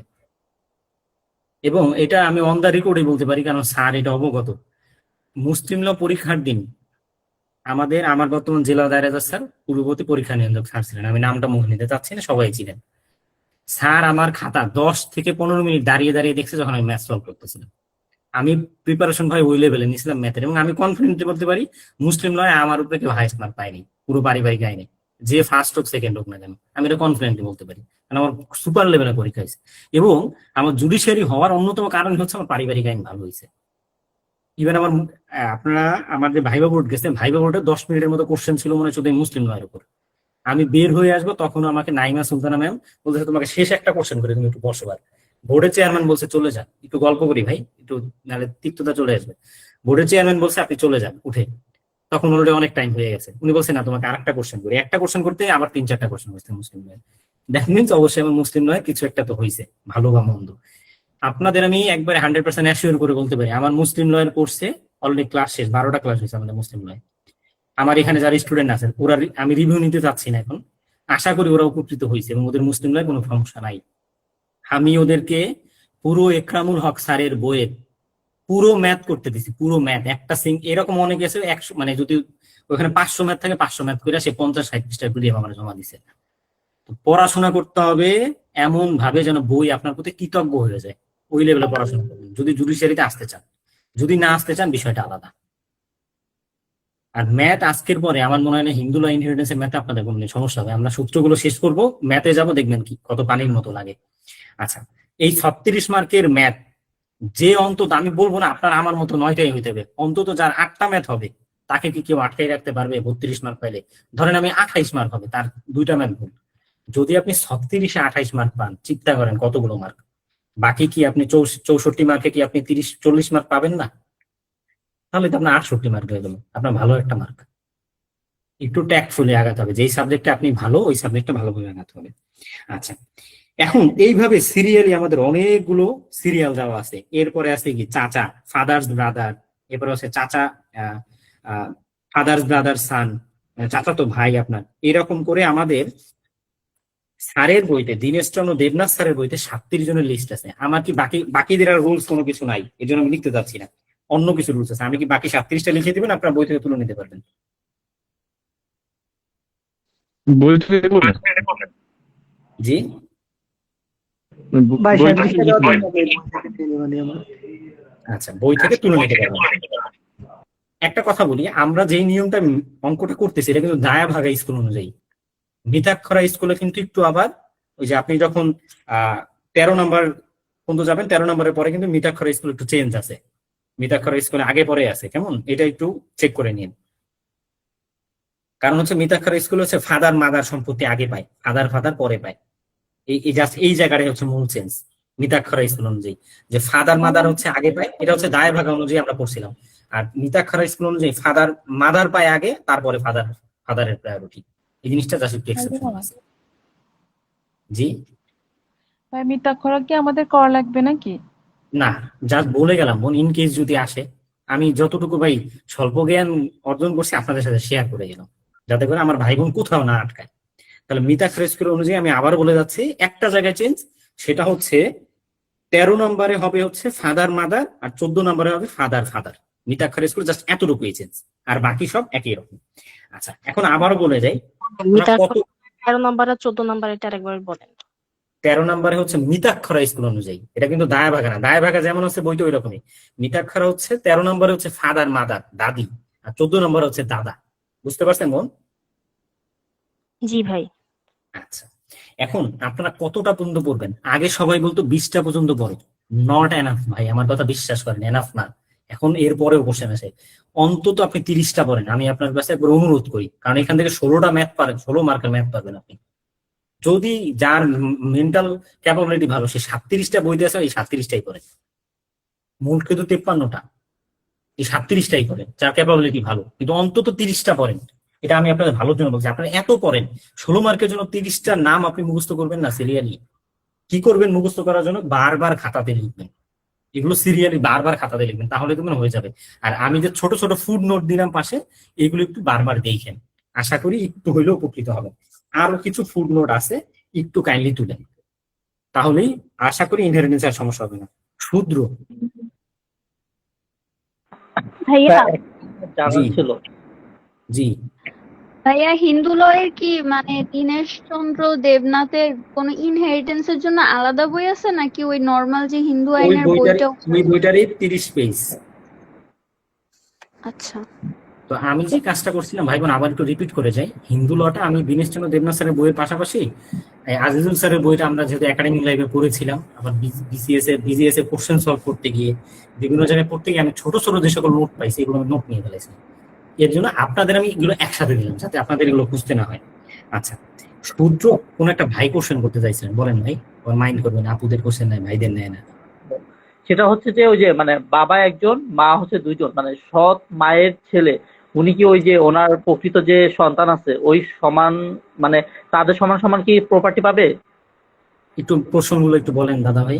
ফাদার আছে, মানে বাবা মারা গেছে, মানে ওনার হচ্ছে দুই ওয়াইফের, এক ওয়াইফের হচ্ছে 2জন পুত্র, আরেক ওয়াইফের হচ্ছে আরেকজন পুত্র, মানে পরবর্তীতে যেটা করছেন তার হচ্ছে এক পুত্র, তাহলে তাদের পোর্শন গুলো কেমন হবে? 1/3 হবে ভাই, এটা নিয়ে কোনো ডিবেট নেই। ইকুয়াল পাবে তাহলে? ইকুয়াল পাবে, তার তো পুত্র তারা, এটা নিয়ে তো কোনো ডিবেট নেই, আছে না। এখন কথা হচ্ছে আপনাকে আমি একটু বুঝাই ম্যাথটা, যেহেতু কোশ্চেনটা করলেন। এইরকম ধরেন 2 ওয়াইফ আছে ভাই, একটু যেহেতু কোশ্চেনটা করছে রিলেভেন্ট, এর জন্য উত্তর দিচ্ছি।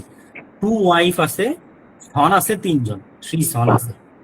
এখানে 3জন সনকে আলাদা করে ভাই বিবেচনা করা হবে না, কিন্তু 2জন ওয়াইফ কি হচ্ছে একজন ধরা হবে, তারা পাবে একটা পোর্শন, তার মানে 1/4। আর প্রত্যেক পুত্র হচ্ছে পাবে একাংশ করে, তার মানে 3/4। বুঝতে পারছেন ভাই? আচ্ছা ঠিক আছে, আপনার একটু আরো কিছু সূত্র আছে, সূত্রগুলো একটু কাইন্ডলি তুলে নেন। সেটা হচ্ছে সূত্র বা রক্ষিতার পুত্র, রক্ষী মানে দাসী, যাকে আপনি কাজের জন্য রাখেন, তার যে পুত্র, এই পুত্রদের বলা হয় অবৈধ পুত্র।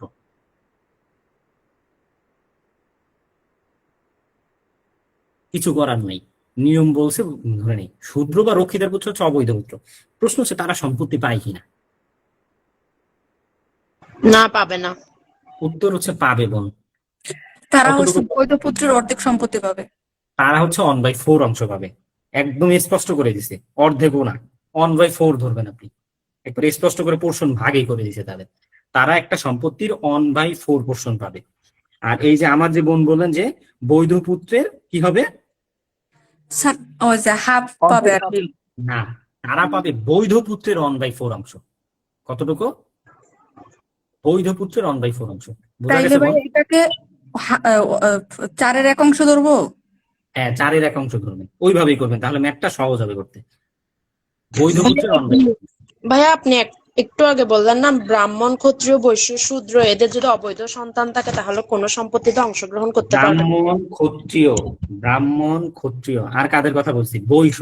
আমি কি শূদ্রদের কথা বলছি? আমি না রক্ষিতার স্যার, কথা বলেন বলছি। নাই শুদ্র। শূদ্র রক্ষিতা বলি নাই বোন। সরি ভাই।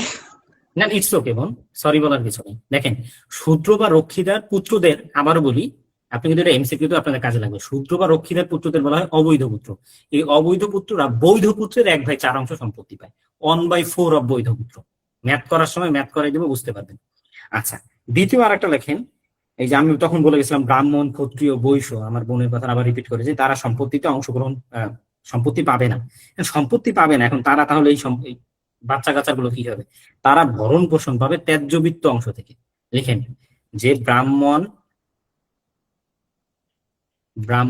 বৈশ্য আর হচ্ছে ক্ষত্রিয়, এই পুত্ররা, এদের পুত্ররা অবৈধ পুত্ররা, এদেরও যে অবৈধ পুত্র আছে তারা সম্পত্তি পায় না, তবে ভরণ পোষণ পায়।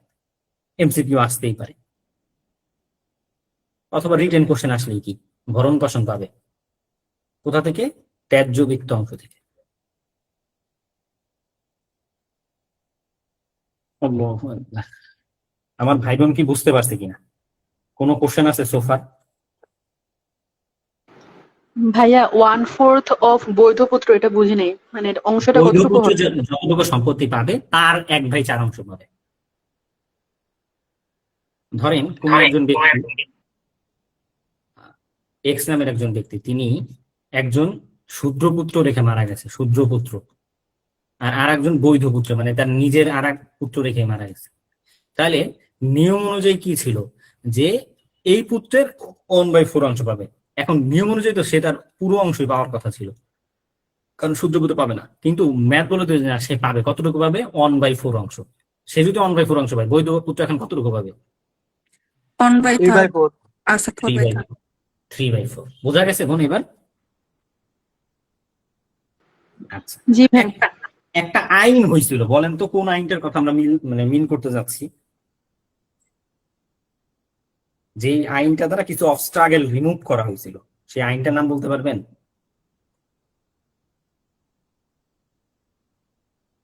ভাইয়া প্রতিবন্ধী ব্যক্তির সুরক্ষার প্রতিবন্ধী ব্যক্তির অধিকার ও সুরক্ষা আইন 2013। লিখে নেন, প্রতিবন্ধী ব্যক্তির।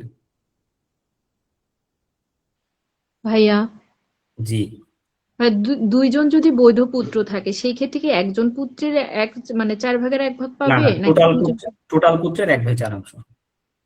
আচ্ছা ভাইয়া, থ্যাংক ইউ।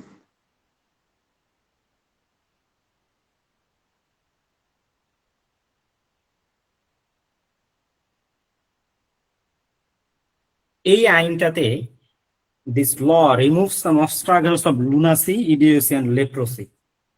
এই আইনটার ধারা number 16 subsection 1 clause number C, একদম বলে দিলাম ইন ডিটেলসে। এই ধারাটাতে বলা হইল যে এই ধারাটা অনুযায়ী কোনো ব্যক্তি যদি লুনাটিক থাকে, পাগল, অথবা ইডিওসি, বোগদা টাইপের, কামরুজ্জামান এর আমরা লিখে নিই, এটা হচ্ছে একটা কামরুজ্জামান। যারা কামরুজ্জামানকে চিনেন তারা রিলেট করতে পারবেন এবং আজীবন মনে থাকবে। কে জানেন এই ফেমাস ক্যারেক্টার? সুইস কেউ জানে? সুইজারল্যান্ড প্রবাসী। এক্স্যাক্টলি। লাস্ট 3-4টা বছর ধরে আমাদের কয়েকজন মানুষকে এই পেজটা বাঁচাই রাখছে, বুঝছেন? না হলে আমরা মরে যাইতাম। যাই হোক, এই সুইজারল্যান্ড প্রবাসের অন্যতম একজন ব্যক্তির হচ্ছে আমার জেলার এক বড় ভাই, কিন্তু আমি নাম বলবো না। যাই হোক, আচ্ছা, এই 3টা গ্রাউন্ডের অবস্ট্রাগল গুলো রিমুভ করা হয়েছে। ওই যে যারা জানতে চাইছিলেন ভাই এখন তো প্রতিবন্ধী ব্যক্তির অধিকার আইন আছে, সেই অনুযায়ী তাহলে সবাই সম্পত্তি পায়, সবাই না, এই 3 শ্রেণীর শুধু হচ্ছে রিমুভ করা হয়েছে, যে এই 3টা সমস্যা থাকলেও সেই সম্পত্তিতে অংশগ্রহণ করতে পারবে। আপনি কি করবেন? ম্যাথ আসলে প্রথমে আপনি দেখাবেন যে এই 3 শ্রেণীর ব্যক্তিও সম্পত্তি পাবে না, প্রথম ম্যাথ করবেন। করার পরে দ্বিতীয়বার আবার করবেন যে অ্যাকর্ডিং টু দা এই আইন ধারা নাম্বার এত, এই আইন অনুযায়ী সম্পত্তিটা পায়। বিষয়টা কি বুঝাতে পারলাম? এই 3 শ্রেণী শুধু, বাকিরা কিন্তু না। আমার ভাই বোনকে বুঝছে আমার কথাটা?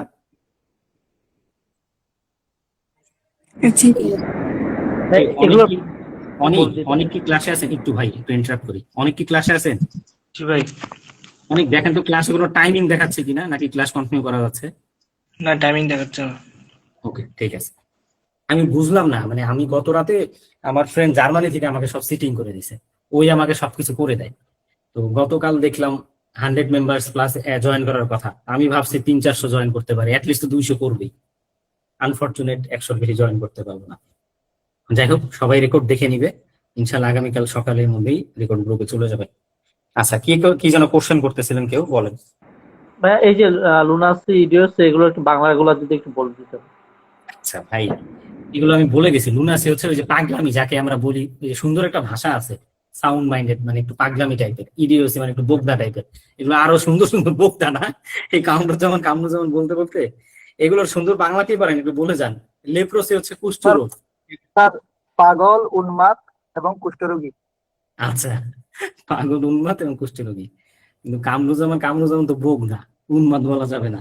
যাই হোক, মজা করলাম, sorry for using informal language. একটু মাঝে মধ্যে ফান করতে হয় বোঝার জন্য। ভাইয়া আচ্ছা, আরেকটা আইনও মেনশন করা আছে যে তারা পাবে না, কোন মানে আইন? পাবে। কোনটা? এটা ওই যে Hindu inheritance removal of disabilities act 1928। বোন, that law is only applicable in India, ওটা বাংলাদেশে অ্যাপ্লিকেবল না। বোঝা গেছে বোন? জি ভাইয়া, কিন্তু আমার ওই বইয়ে আইন, লিখে যে বাংলাদেশেও অ্যাপ্লিকেবল। না না না না, ওইটা করা হয় নাই। ওইটা আপনার বই, যে কোন বই এটা? এটা হচ্ছে দেবাশিস দে ঠিক আছে, স্যারের বই। বইটা আস্তে লাইনটা কেটে দেন। ওই আইন বাংলাদেশে কোনোদিনই অ্যাডপ্ট করেনি, বাংলাদেশে শুধু এই আইনটি অ্যাপ্লিকেবল আছে। আচ্ছা দেখেন, আরেকটা বিষয়, কিছু রুলস আরো বলেছে, এরপর আমরা ম্যাথে যাব। আমরা কিন্তু ক্লাসটা আরো অলমোস্ট 20 মিনিট করব, বড় করে করবো, যাতে আর পরবর্তীতে এটা কন্টিনিউ না করতে হয়। আমার অনেক ভাই বোন গ্রুপে জয়েন করছে, কিন্তু আনফরচুনেট আমি তো তাদেরকে জয়েন করাতে পারতেছি না। দেখেন, দত্তক পুত্র এবং হচ্ছে নিজের পুত্রের মধ্যে একটা দরবার বাজে। বলেন তো, দত্তক পুত্র, ধরেন কোনো ব্যক্তি দত্তক পুত্র নিল, তখন তার নিজের পুত্র ছিল না, পরবর্তীতে নিজের পুত্র জন্মগ্রহণ করলো। দত্তক পুত্র নেওয়ার পর কে কতটুকু সম্পত্তি পাবে? 1/3। পুত্রের মতোই পাবে। দত্তক পুত্র সম্পত্তি পাবে 1/3, নিজের পুত্র সম্পত্তি পাবে 2/3। আমি যদি ভুল করে থাকি, আমাদের প্রাইভেট গ্রুপে পড়ানোর সময় একটা কোশ্চেন আসছিল, স্যার যদি নিজের পুত্র 2 জন থাকে তখন কি হবে? নিজের পুত্র যদি 2 জন থাকে তখন কি হবে? বলেন তো আপনারা, নিজের পুত্র 2 জন থাকলে কি হবে? এই যে 3-এর 2 অংশে 2 জনে পাবে ভাগ করে। এক্স্যাক্টলি, এটার জন্য আলাদা কোনো নিয়ম না। দত্তপুত্র তার 1/3 পাবে, নিজের পুত্ররা পরবর্তীতে 1/3 আকারে, মানে 2/3 পাবে। বিষয়টা কি বোঝা গেছে? যারা না বুঝতে পারছেন আগে। ভাইয়া, যদি দত্তক পুত্র ছাড়া নিজের পুত্র 4 জন থাকে তাহলে কি হবে? তাহলে কি তাকে 1/3 দেওয়ার পরে রেস্ট প্রপার্টি 4 জনের মধ্যে ডিভিশন হবে? এইটা একটা ভালো কোশ্চেন ছিল। রেস প্রপার্টি, এই ধরেন এখানে 2/3 আছে, তখন এই 2/3 প্রপার্টিটা হচ্ছে ভাগ হয়ে যাবে ভাই। 2/3 প্রপার্টিটাকে তখন পার স্ট্রাইপস অনুযায়ী ভাগ হবে, পার ক্যাপিটা। ভাইয়া এখানে উইডো থাকলে কি হবে? এখানে একটা উইডো দেই, এখন সম্পত্তির বন্টন কিন্তু পুরো এলোমেলো হয়ে যাবে। কিভাবে এলোমেলো হয়ে যাবে? উইডো 2 পুত্র, দত্তক পুত্র, খেলাটা তো জমে গেল, চলে যাই। এখন কিন্তু আর মূল নিয়মটাকে ফলো করবে না, তখন সম্পত্তিটা কিভাবে বন্টন হবে? 1/4, 2/4, 1/4। সেটা কি বোঝা গেছে বোন? তখন সম্পত্তির বন্টনটা একটু মূল নিয়ম থেকে পার্থক্য হয়ে যায়। আচ্ছা, আরো 2-1টা নিয়ম আছে, একটু শেষ করি, তারপরে আবার 2-1টা কোশ্চেন নেই। প্রতিবন্ধী ব্যক্তির এই আইনটা পড়ার পাশাপাশি আরেকটা ব্যক্তি আছে, আমি তখন বলতে ভুলে গেছি, ব্লাইন্ডের যে জিনিসটা লিখছিলেন, ব্লাইন্ড সন। কোন ব্লাইন্ড ব্যক্তি সে কি সম্পত্তিতে অংশগ্রহণ করে? না স্যার। করে না। এখন তার একজন পুত্র আছে, ব্লাইন্ড ব্যক্তির পুত্র আছে, সে কি সম্পত্তিতে অংশগ্রহণ করবে? তার দাদা স্যার, সম্পত্তিতে করবে। হ্যাঁ, করবে স্যার, করবে। এক্স্যাক্টলি, লিখে নেন, এটা আমি বলতে ভুলে গেছিলাম, একটু লিখে নেন।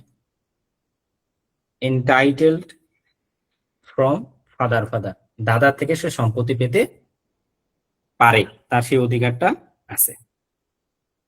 আল্লাহু আকবার। আচ্ছা, আর একটা এটা ইসের জন্য আমি থিওরির জন্য বলে যাচ্ছি। কোনো ব্যক্তি ধরেন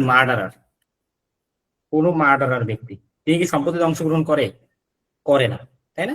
এখন এই মার্ডারার ব্যক্তির কি ওয়াইফ থাকতে পারে না? তার কি আনম্যারিড ডটার থাকতে পারে না? ধরেন সে তার পিতাকে খুন করছে, এখন ওনার তো শ্বশুর বা ওর তো দাদা, তাদের কি হবে? ও তো সম্পত্তি থেকে অংশগ্রহণ করবে না। তখন তারা ওই মৃত ব্যক্তি মানে যিনি পিতার দাদা ছিলেন, দাদার সম্পত্তি থেকে মেনটেনেন্স বা ভরণ পোষণ পাবে। বিষয়টা কি বুঝতে পারছেন? এমসিকিউর জন্য বলে গেলাম। ভাই বোন কি বুঝছে? ভাইয়া ওই একটু আগে যেটা উইডোর কথা বলছিলেন, ও কত অংশ পাবে? 1/4। ওকে, এটা কি বুঝছেন কিনা ভাই বোন?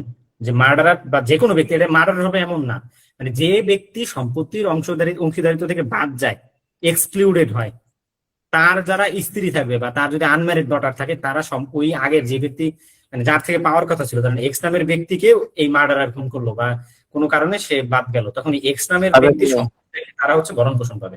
বুঝতে পারছেন? বুঝতে পারলে হ্যাঁ বলুন। জি ভাইয়া বুঝতে পেরেছি। আমি আজকে 5টা কেসের নাম বলবো আগে, তারপরে ম্যাথে যাবো। এরপর আমরা 36 বাজে অ্যাটলিস্ট 50 পর্যন্ত ক্লাস করবো। এই প্রথম দিনই যে আমাদের ম্যাথ শুরু, 5টা মামলার নাম তুলে নেন। এই 5টা মামলার নাম আগামী ক্লাসে আপনার হোমওয়ার্ক।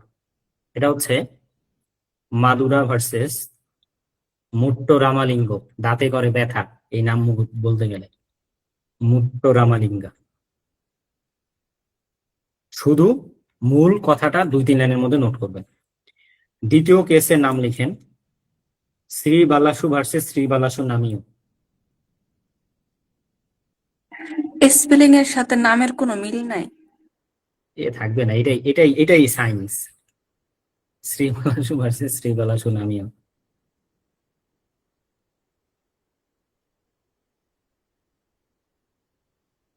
থার্ড হচ্ছে মনিরাম ভার্সেস কেরি কলতানি। আবার কেউ ক্যারেট ক্যারেট লিখে বসেন না, কেরি কলতানি। এটা 1 ILR 5 ক্যালকাটা 1976 পেজ। এগুলো না লিখলো হয়, তারপরে বলে দিলাম। 4 নুরনবী মন্ডল ভার্সেস জয়নাল আবেদিন কুন্ডু। নুরনবী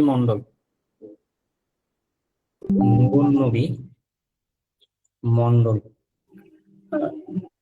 ভার্সেস জয়নাল আবেদিন খান, সরি জয়নাল আবেদিন কুন্ডু। নুরনবী এটা মুসলমানদের নাম না? মামলা ফ্যাক্ট করলে বুঝতে পারবেন না। এটা আনচেস্টিটি নিয়ে একটা কথা আসছে, dead in the eye of law, ওই একটা প্রিন্সিপাল পড়াইছিলাম ক্লাসের মধ্যে, ওইটা এখানেই পাবেন। এটার এক্সেপশন মনে হয় এটা। হ্যাঁ, আরেকটা হচ্ছে লাক্সমানা ভার্সেস শিবা। ভাইয়া এটা বইয়ে পাওয়া যাবে কোনো? এই দীনেশচন্দ্র দেবনাথ স্যারের বইতে পাবেন, যদি না পান আজিজুল হক স্যারের বইতে দেখবেন, তাও না পাইলে গুগল আছে কি করতে। ভাইয়া দীনেশচন্দ্র স্যারের বইতেই আছে। আর যদি তাও না পান, আমি তো আছি ইনশাআল্লাহ, নেক্সট ক্লাসে বলে দিব যখন আমরা থিওরি করাবো। এই 5টা কেস রেফারেন্স আমি আপনাকে হোমওয়ার্ক দিলাম। যিনি এই 5টা কেস রেফারেন্স সব থেকে সুন্দর করে নোট করে জমা দিতে পারবে, তাকে আমি একটা মুসলিম লয়ের বই গিফট করবো। উল্টা, যিনি এই 5টা কেস ওপেন ডিক্লারেশন, যিনি এই 5টাকে দিবে, তাকে আমি একটা মুসলিম লয়ের বই গিফট করবো। রাজু ভাইয়া একটু আনমিউট করেন, কেউ মিউট আছেন, মিউট করেন, আনমিউট আছেন। আপনার বাকিরা কি আমার কথা শুনছেন আমি কি বলছি? ভাইয়া আবার বলে দেন কে শুনছেন।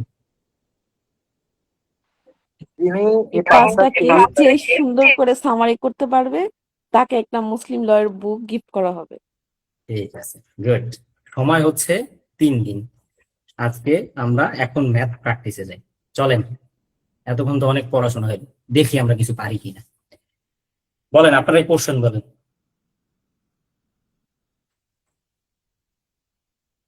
নাহলে কিন্তু আমি বলা শুরু করবো, থামবো না কিন্তু। সন তোলেন, যেহেতু বলতেছেন না। উইডো ফাদার ফাদার, সহজ একটা ম্যাথ দিয়ে শুরু করি। বলেন কে কতটুকু অংশ পাবে?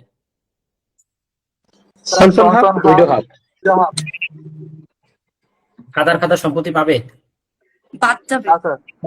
কেন পাবে না? ফাদার কারণ ফাদার এখানে 7, মাদার 8। সম্পত্তিটা কি এইভাবে বন্টন হবে? না, মা পাবে, উইডো পাবে অন থার্ড। কেন? না, হাফই তো পাবে।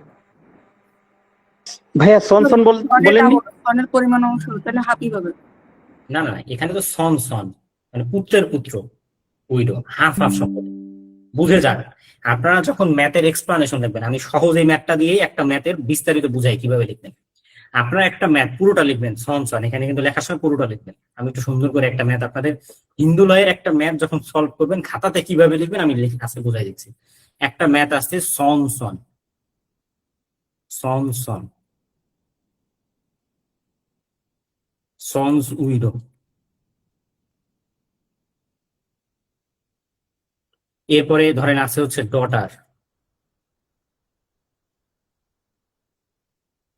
এরপরে ধরেন আছে হচ্ছে আরো একটা পোর্শন দিয়ে আমরা ধরেন হচ্ছে ম্যাটার্নাল আঙ্কেল, ম্যাটার্নাল আঙ্কেল।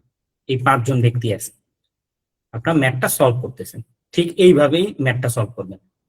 আপনি লিখবেন এই ব্যক্তি সম্পত্তি পাবে না, ওনাকে আপনি লিখবেন এক্সক্লুডেড। অনেক জায়গায় বইতে সলভ করতে গেলে পাবেন হচ্ছে নীল লেখা। এই শব্দটার চেয়ে এক্সক্লুডেড শব্দটা লুকস মোর ফর্মাল, আপনারা এক্সক্লুডেড শব্দটা উচ্চারণ করবেন। এখানে কি লিখবেন? ডটার সম্পত্তি পাবেন আমরা জানি, এক্সক্লুডেড, অথবা নীল, যার কাছে যেটা ভালো মনে হয়। সনস উইডো সম্পত্তি পাবে কারণ সে 4 নম্বর সিরিয়ালে আছে, সনসন সম্পত্তি পাবে কিন্তু কারণ সে 2 নম্বর সিরিয়ালে আছে। এখানে লিখবেন হাফ, এখানে লিখবেন হাফ, লেখা শেষ। আপনি এরপরে ডিরেক্ট এটার নিচে লিখবেন এক্সপ্লানেশন। খুব বেশি পেঁচানোর দরকার নেই, এক্সপ্লানেশন কি কি লিখবেন সেটা একটু আমি আজকে শিখাই দিই। লিখবেন অ্যাকর্ডিং টু দ্য, যারা ইংরেজিতে লিখবেন আর যারা বাংলাতে লিখবেন আমি মুখে বলে দিচ্ছি সেভাবে লিখবেন। ইংরেজিতে যারা লিখবেন তারা লিখবেন according to the Hindu law inheritance rules, বা according to the rules of Hindu law inheritance. Son সম্পত্তিতে অংশগ্রহণ করে কেন? কারণ হচ্ছে তার সিরিয়াল নম্বর 2, এভাবেই লিখবেন, কারণ তার সিরিয়াল নম্বর 2। সনস উইডো সম্পত্তিতে অংশগ্রহণ করে, তার সিরিয়াল নম্বর 4। প্রথম 2 লাইন লিখে ফেলবেন। তৃতীয় লাইনটা লিখবেন আমরা জানি 1 থেকে 4 নম্বর যারা থাকে তাদের কোনো অবস্থাতেই বাদ দেওয়া যায় না, এর জন্য এই 2 জনকে বাদ দিতে পারিনি, শেষ। তৃতীয় এবং চতুর্থ যে লাইন, ডটার কেন বাদ গেল, ম্যাটার্নাল আঙ্কেল কেন বাদ গেল, লিখবেন ডটারের সিরিয়াল হচ্ছে 5, আমরা জানি 1 থেকে 4 থাকলে 5 নম্বর পাবে না, একবারে শেষ লেখা। ম্যাটার্নাল আঙ্কেল আমি যদি ভুল না করে থাকি তার 35-36 দিকে সিরিয়াল, ওইরকম 34 ভাই, 34। ম্যাটার্নাল আঙ্কেল তার সিরিয়াল হচ্ছে 34 আমরা লিখি, সুতরাং সে সম্পত্তি পাবে না। তাহলে টোটাল সম্পত্তি সনসন পাইলো হাফ, উইডো পাইলো হাফ, এভাবে লিখবেন সনসন প্লাস সনস উইডো, একদম শেষের লাইনটা এইভাবে লিখবেন একদম ম্যাথের মতো করে, ইকুয়াল হাফ যোগ হাফ সমান হচ্ছে 2, 1 যোগ 1, একবার ম্যাথ করে দেখাই দেবেন। আর এক্সপ্লানেশন যত প্রিসাইজ করবেন তত আরো দেখতে সময় লাগবে। 2/2 = 1, এক পোর্শন মিলে গেল, ম্যাথ শেষ। আপনাকে বুঝতে পারছেন হিন্দুলা ম্যাথ কিভাবে সলভ করতে হয়? ভাই এখানে উইডো বলতে কোন কোন উইডোকে বোঝাবে? উইডো হচ্ছে নিজের স্ত্রী আর হচ্ছে পুত্রের স্ত্রী, আমি তো লিখে দিছি পুত্রবধূ। 2 জনই থাকলে 2 জনই হাফ পাবে আর কি। আর 2 জনে থাকলে 2 জনে মিলে এক অংশটা ভাগ পাবে। আমি বলি যেহেতু কোশ্চেন আসলো আর একটা ম্যাথ করে দিই, সমস্যা কি, এখানে করি, এটাকে আর একটু বাড়িয়ে দিই। ধরেন একটা পোর্শনের পরে এখানে আছে, আপনার দুটো পেঁচানো ট্রাই করবে, এখানে আছে ধরেন হচ্ছে উইডো। এখন সম্পত্তিটা কিভাবে বন্টন হবে বলেন তো, কিভাবে বন্টন হবে? 2 জন উইডো হাফ পাবে, উইডো মিলে হাফ পাবে আর সনসন হাফ পাবে। তাহলে উনি পাবে হাফ অফ হাফ = 1/4, উনি পাবে হাফ অফ হাফ = 1/4। বিষয়টা কি বোঝা গেছে বোন, তিনি কোশ্চেন করছিলেন? জি ভাইয়া। বলেন আপনারা কিছু কঠিন কঠিন ম্যাথ বলেন, দেখি আমরা সলভ করার ট্রাই করি, তাহলে র্যান্ডমলি বলতে থাকেন, আমি কিন্তু হোমওয়ার্ক দিয়ে দিব না। দেখি আপনাদের আমিই দিই, কে পারেন দেখি।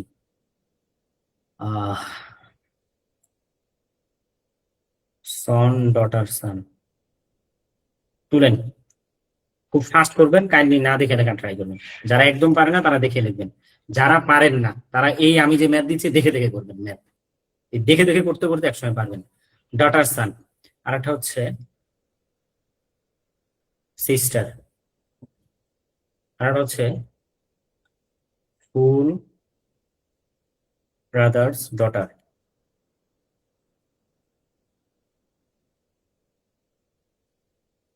ম্যাটার্নাল আঙ্কেল সন,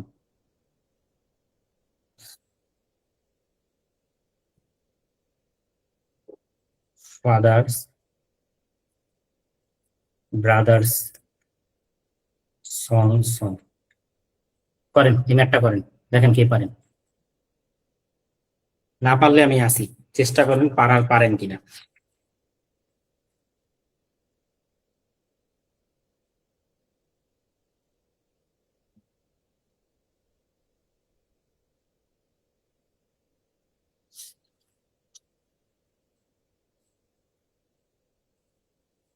যিনি পারবেন একটু বলার ট্রাই করবেন।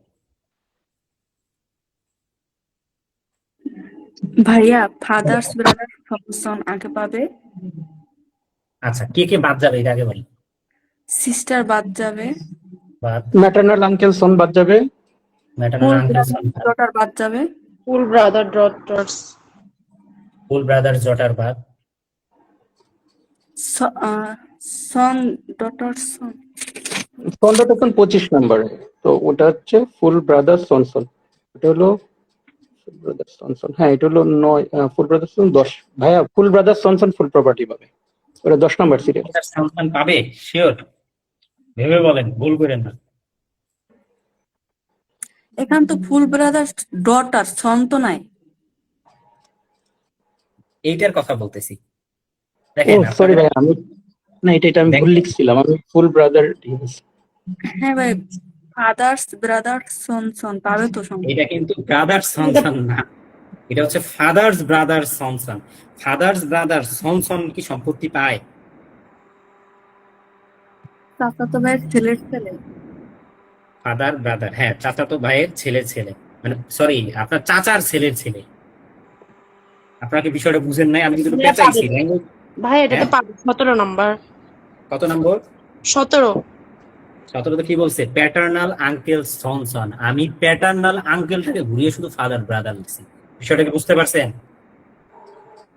পরীক্ষার খাতাতে, এই যে আপনাদের আমি এই কারণে, পরীক্ষার খাতাতে কিন্তু ল্যাঙ্গুয়েজ গুলো এমন থাকবে, ফাদার্স ব্রাদার সনসন, ওখানে কিন্তু বলবো না প্যাটার্নাল আঙ্কেল সনসন, এমন নাও থাকতে পারে। এটা যেন ভুল না হয়। এই ব্যক্তি হচ্ছে 17 নম্বরে, তাহলে সম্পত্তিটা কে পাচ্ছে? 17 নম্বর। তখন কি লিখবেন? ওনাকে কি লিখবেন? ফুল। এই ব্যক্তিও এক্সক্লুডেড। এখানে সবারটা লিখবেন এক্সক্লুডেড, ওনাকে লিখে দিবেন শুধু ফুল। কেন তারা বাদ গেল? লিখবেন এ এত সিরিয়ালের, সিস্টার তো কোনো অবস্থাতে সম্পত্তি পায় না, ব্রাদার সান উনি কোনো অবস্থাতে সম্পত্তি পায় না, ম্যাটার্নাল আঙ্কেল সনের কোনো সিরিয়ালই নেই, কারণ উনার সিরিয়াল হচ্ছে 35 নম্বর। জাস্ট এইভাবে লিখে দিবেন। কিন্তু এই ল্যাঙ্গুয়েজ গুলো যেন আমার ভাই বোনের কোনোভাবেই ভুল না হয়, কোনোভাবেই যেন ভুল না হয়। আচ্ছা, আর একটা ম্যাথ দিই। সন, সন 1, 3 সন সন 2, 4 সন সন 3। বলেন তো কে কতটুকু সম্পত্তি পাবে? সনন পাবে অন্তার, সন 2 নম্বর অন্তার, 3 নম্বর অন্তার। এটা হলো পার স্ট্রাইপ পাচ্ছে। কেন? এদের এদের এখানে তো সম্পত্তি এরকম পাওয়ার কথা ছিল না 1/8 করে। না ভাইয়া, কারণ ওই অন্তারটি ওরা 3 জনে পাবে আর এই অন্তারটা ওরা 4 জনে পাবে। এক্স্যাক্টলি, শুনেন, সম্পত্তিটা প্রথমে হচ্ছে পার স্ট্রাইপস অনুযায়ী ভাগ হবে। এইটা হচ্ছে পার স্ট্রাইপস অনুযায়ী অংশ কিছু ভাগ হইলো, তারপরে এই সম্পত্তিটা আবার পার ক্যাপিটা অনুযায়ী তাদের মধ্যে তারা ভাগ করবে তাদের অংশটা। পার ক্যাপিটা মানে মাথা পিছু।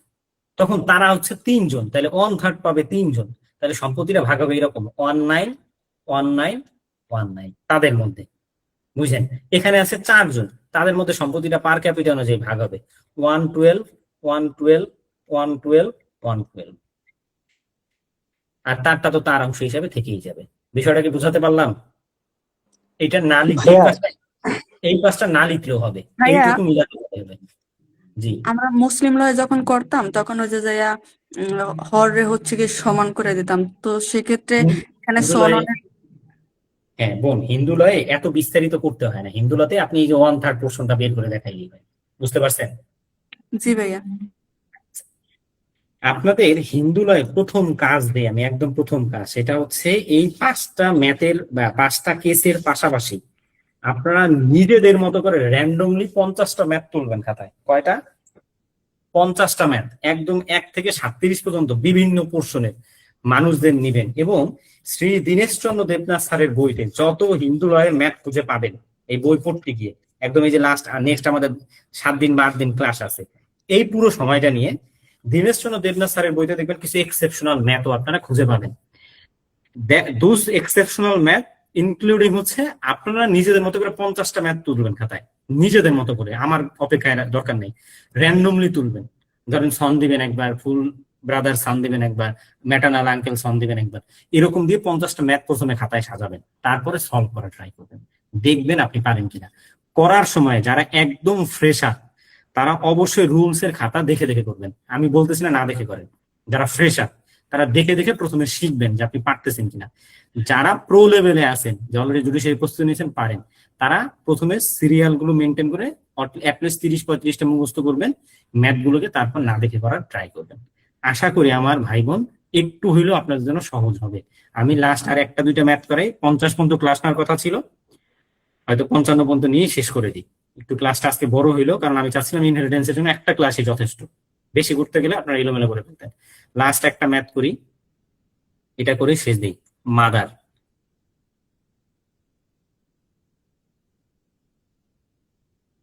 মাদার্স মাদার,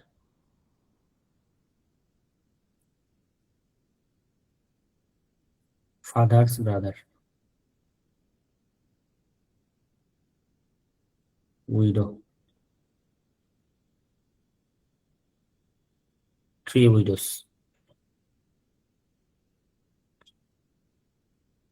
4 সন।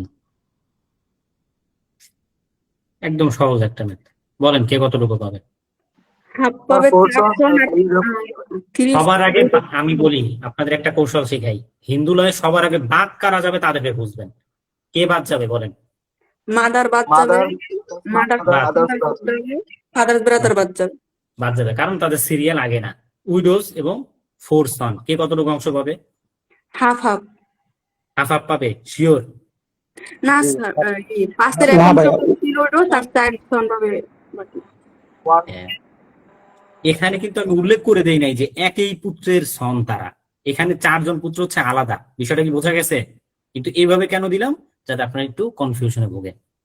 এই 4 জন সন মানে আলাদা আলাদা 4 জন পুত্র, মৃত ব্যক্তি, ডিসিস্ট যিনি থাকলেন, ডিসিস্ট যে ব্যক্তি তার আলাদা আলাদা 4 জন পুত্র, তার আলাদা আলাদা 3 জন ওয়াইফ। এমন হইতে পারে 3 ঘরে 4 জন পুত্র, এমন হইতেই পারে।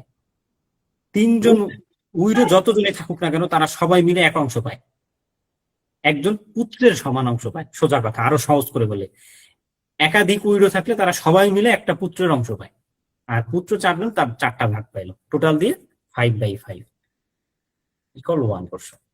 শেষ।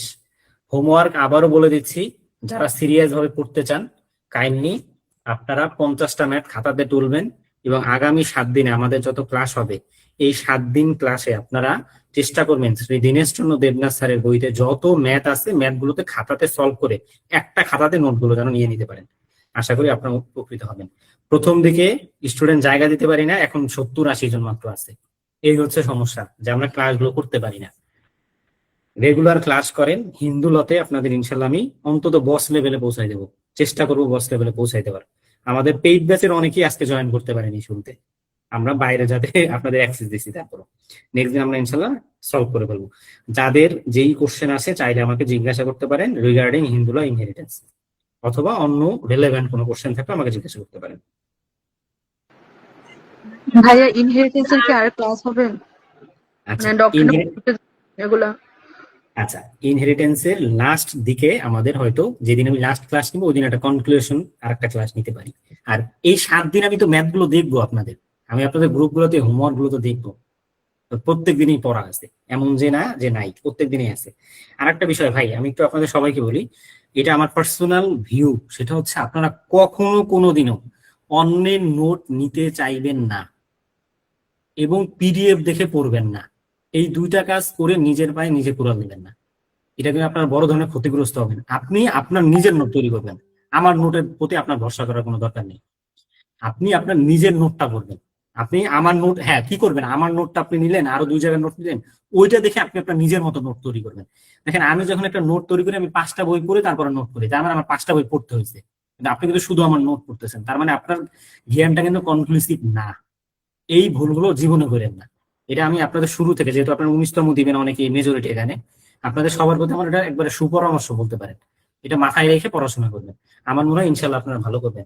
আর হিন্দু ল খুব বেশি প্রেশার নেবেন না, এখান থেকে মাত্র 20 মার্কের উত্তর করতে হবে রিটেনে, আর প্রিলিতে উত্তর করতে হবে মাত্র 1 বা 2 মার্ক। সুতরাং অতিরিক্ত প্রেশার নেওয়ার দরকার নেই। আমি এর জন্য মাত্র এইটা আমি চাইলে 3টা ক্লাসে শেষ দিতে পারতাম, তবে আমি 5টা ক্লাস রাখছি সবার সুবিধার্থে, যাতে আপনারা একটু কোর্স মানে একটু ব্রডলি, বিশেষ করে যারা আমার একাডেমিক স্টুডেন্ট আছেন। আমাদের পারিবারিক আইনের একটা একাডেমিক কোর্স অলরেডি শেষের পথে, এটার একটা পার্ট এই হিন্দু ল। মুসলিম লয়ের 12টা ক্লাস ছিল, এখানে আমি 5টা ক্লাস নিব, টোটাল দিয়ে 17টা ক্লাস। তো যারা আমার একাডেমিক স্টুডেন্ট ছিলেন বা এই যে এখন যারা ফ্রি ক্লাস গুলো করতেছেন, আশা করি তাদের হিন্দু ল পুরো কোর্সে নতুন করে আর প্রেশার নিতে হবে না ইনশাআল্লাহ।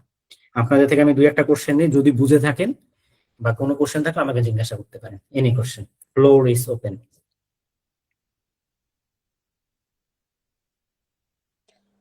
ভাইয়া ডটারের যে প্রপার্টি ডিস্ট্রিবিউশনের পার ক্যাপিটা, জি, ডটার থেকে একদম 53 পর্যন্ত যারা আছে সবাই পার ক্যাপিটা অনুযায়ী সম্পত্তি পায়, আর প্রথম 4 জন ব্যক্তি শুধু পার স্ট্রাইপস অনুযায়ী সম্পত্তি পায়।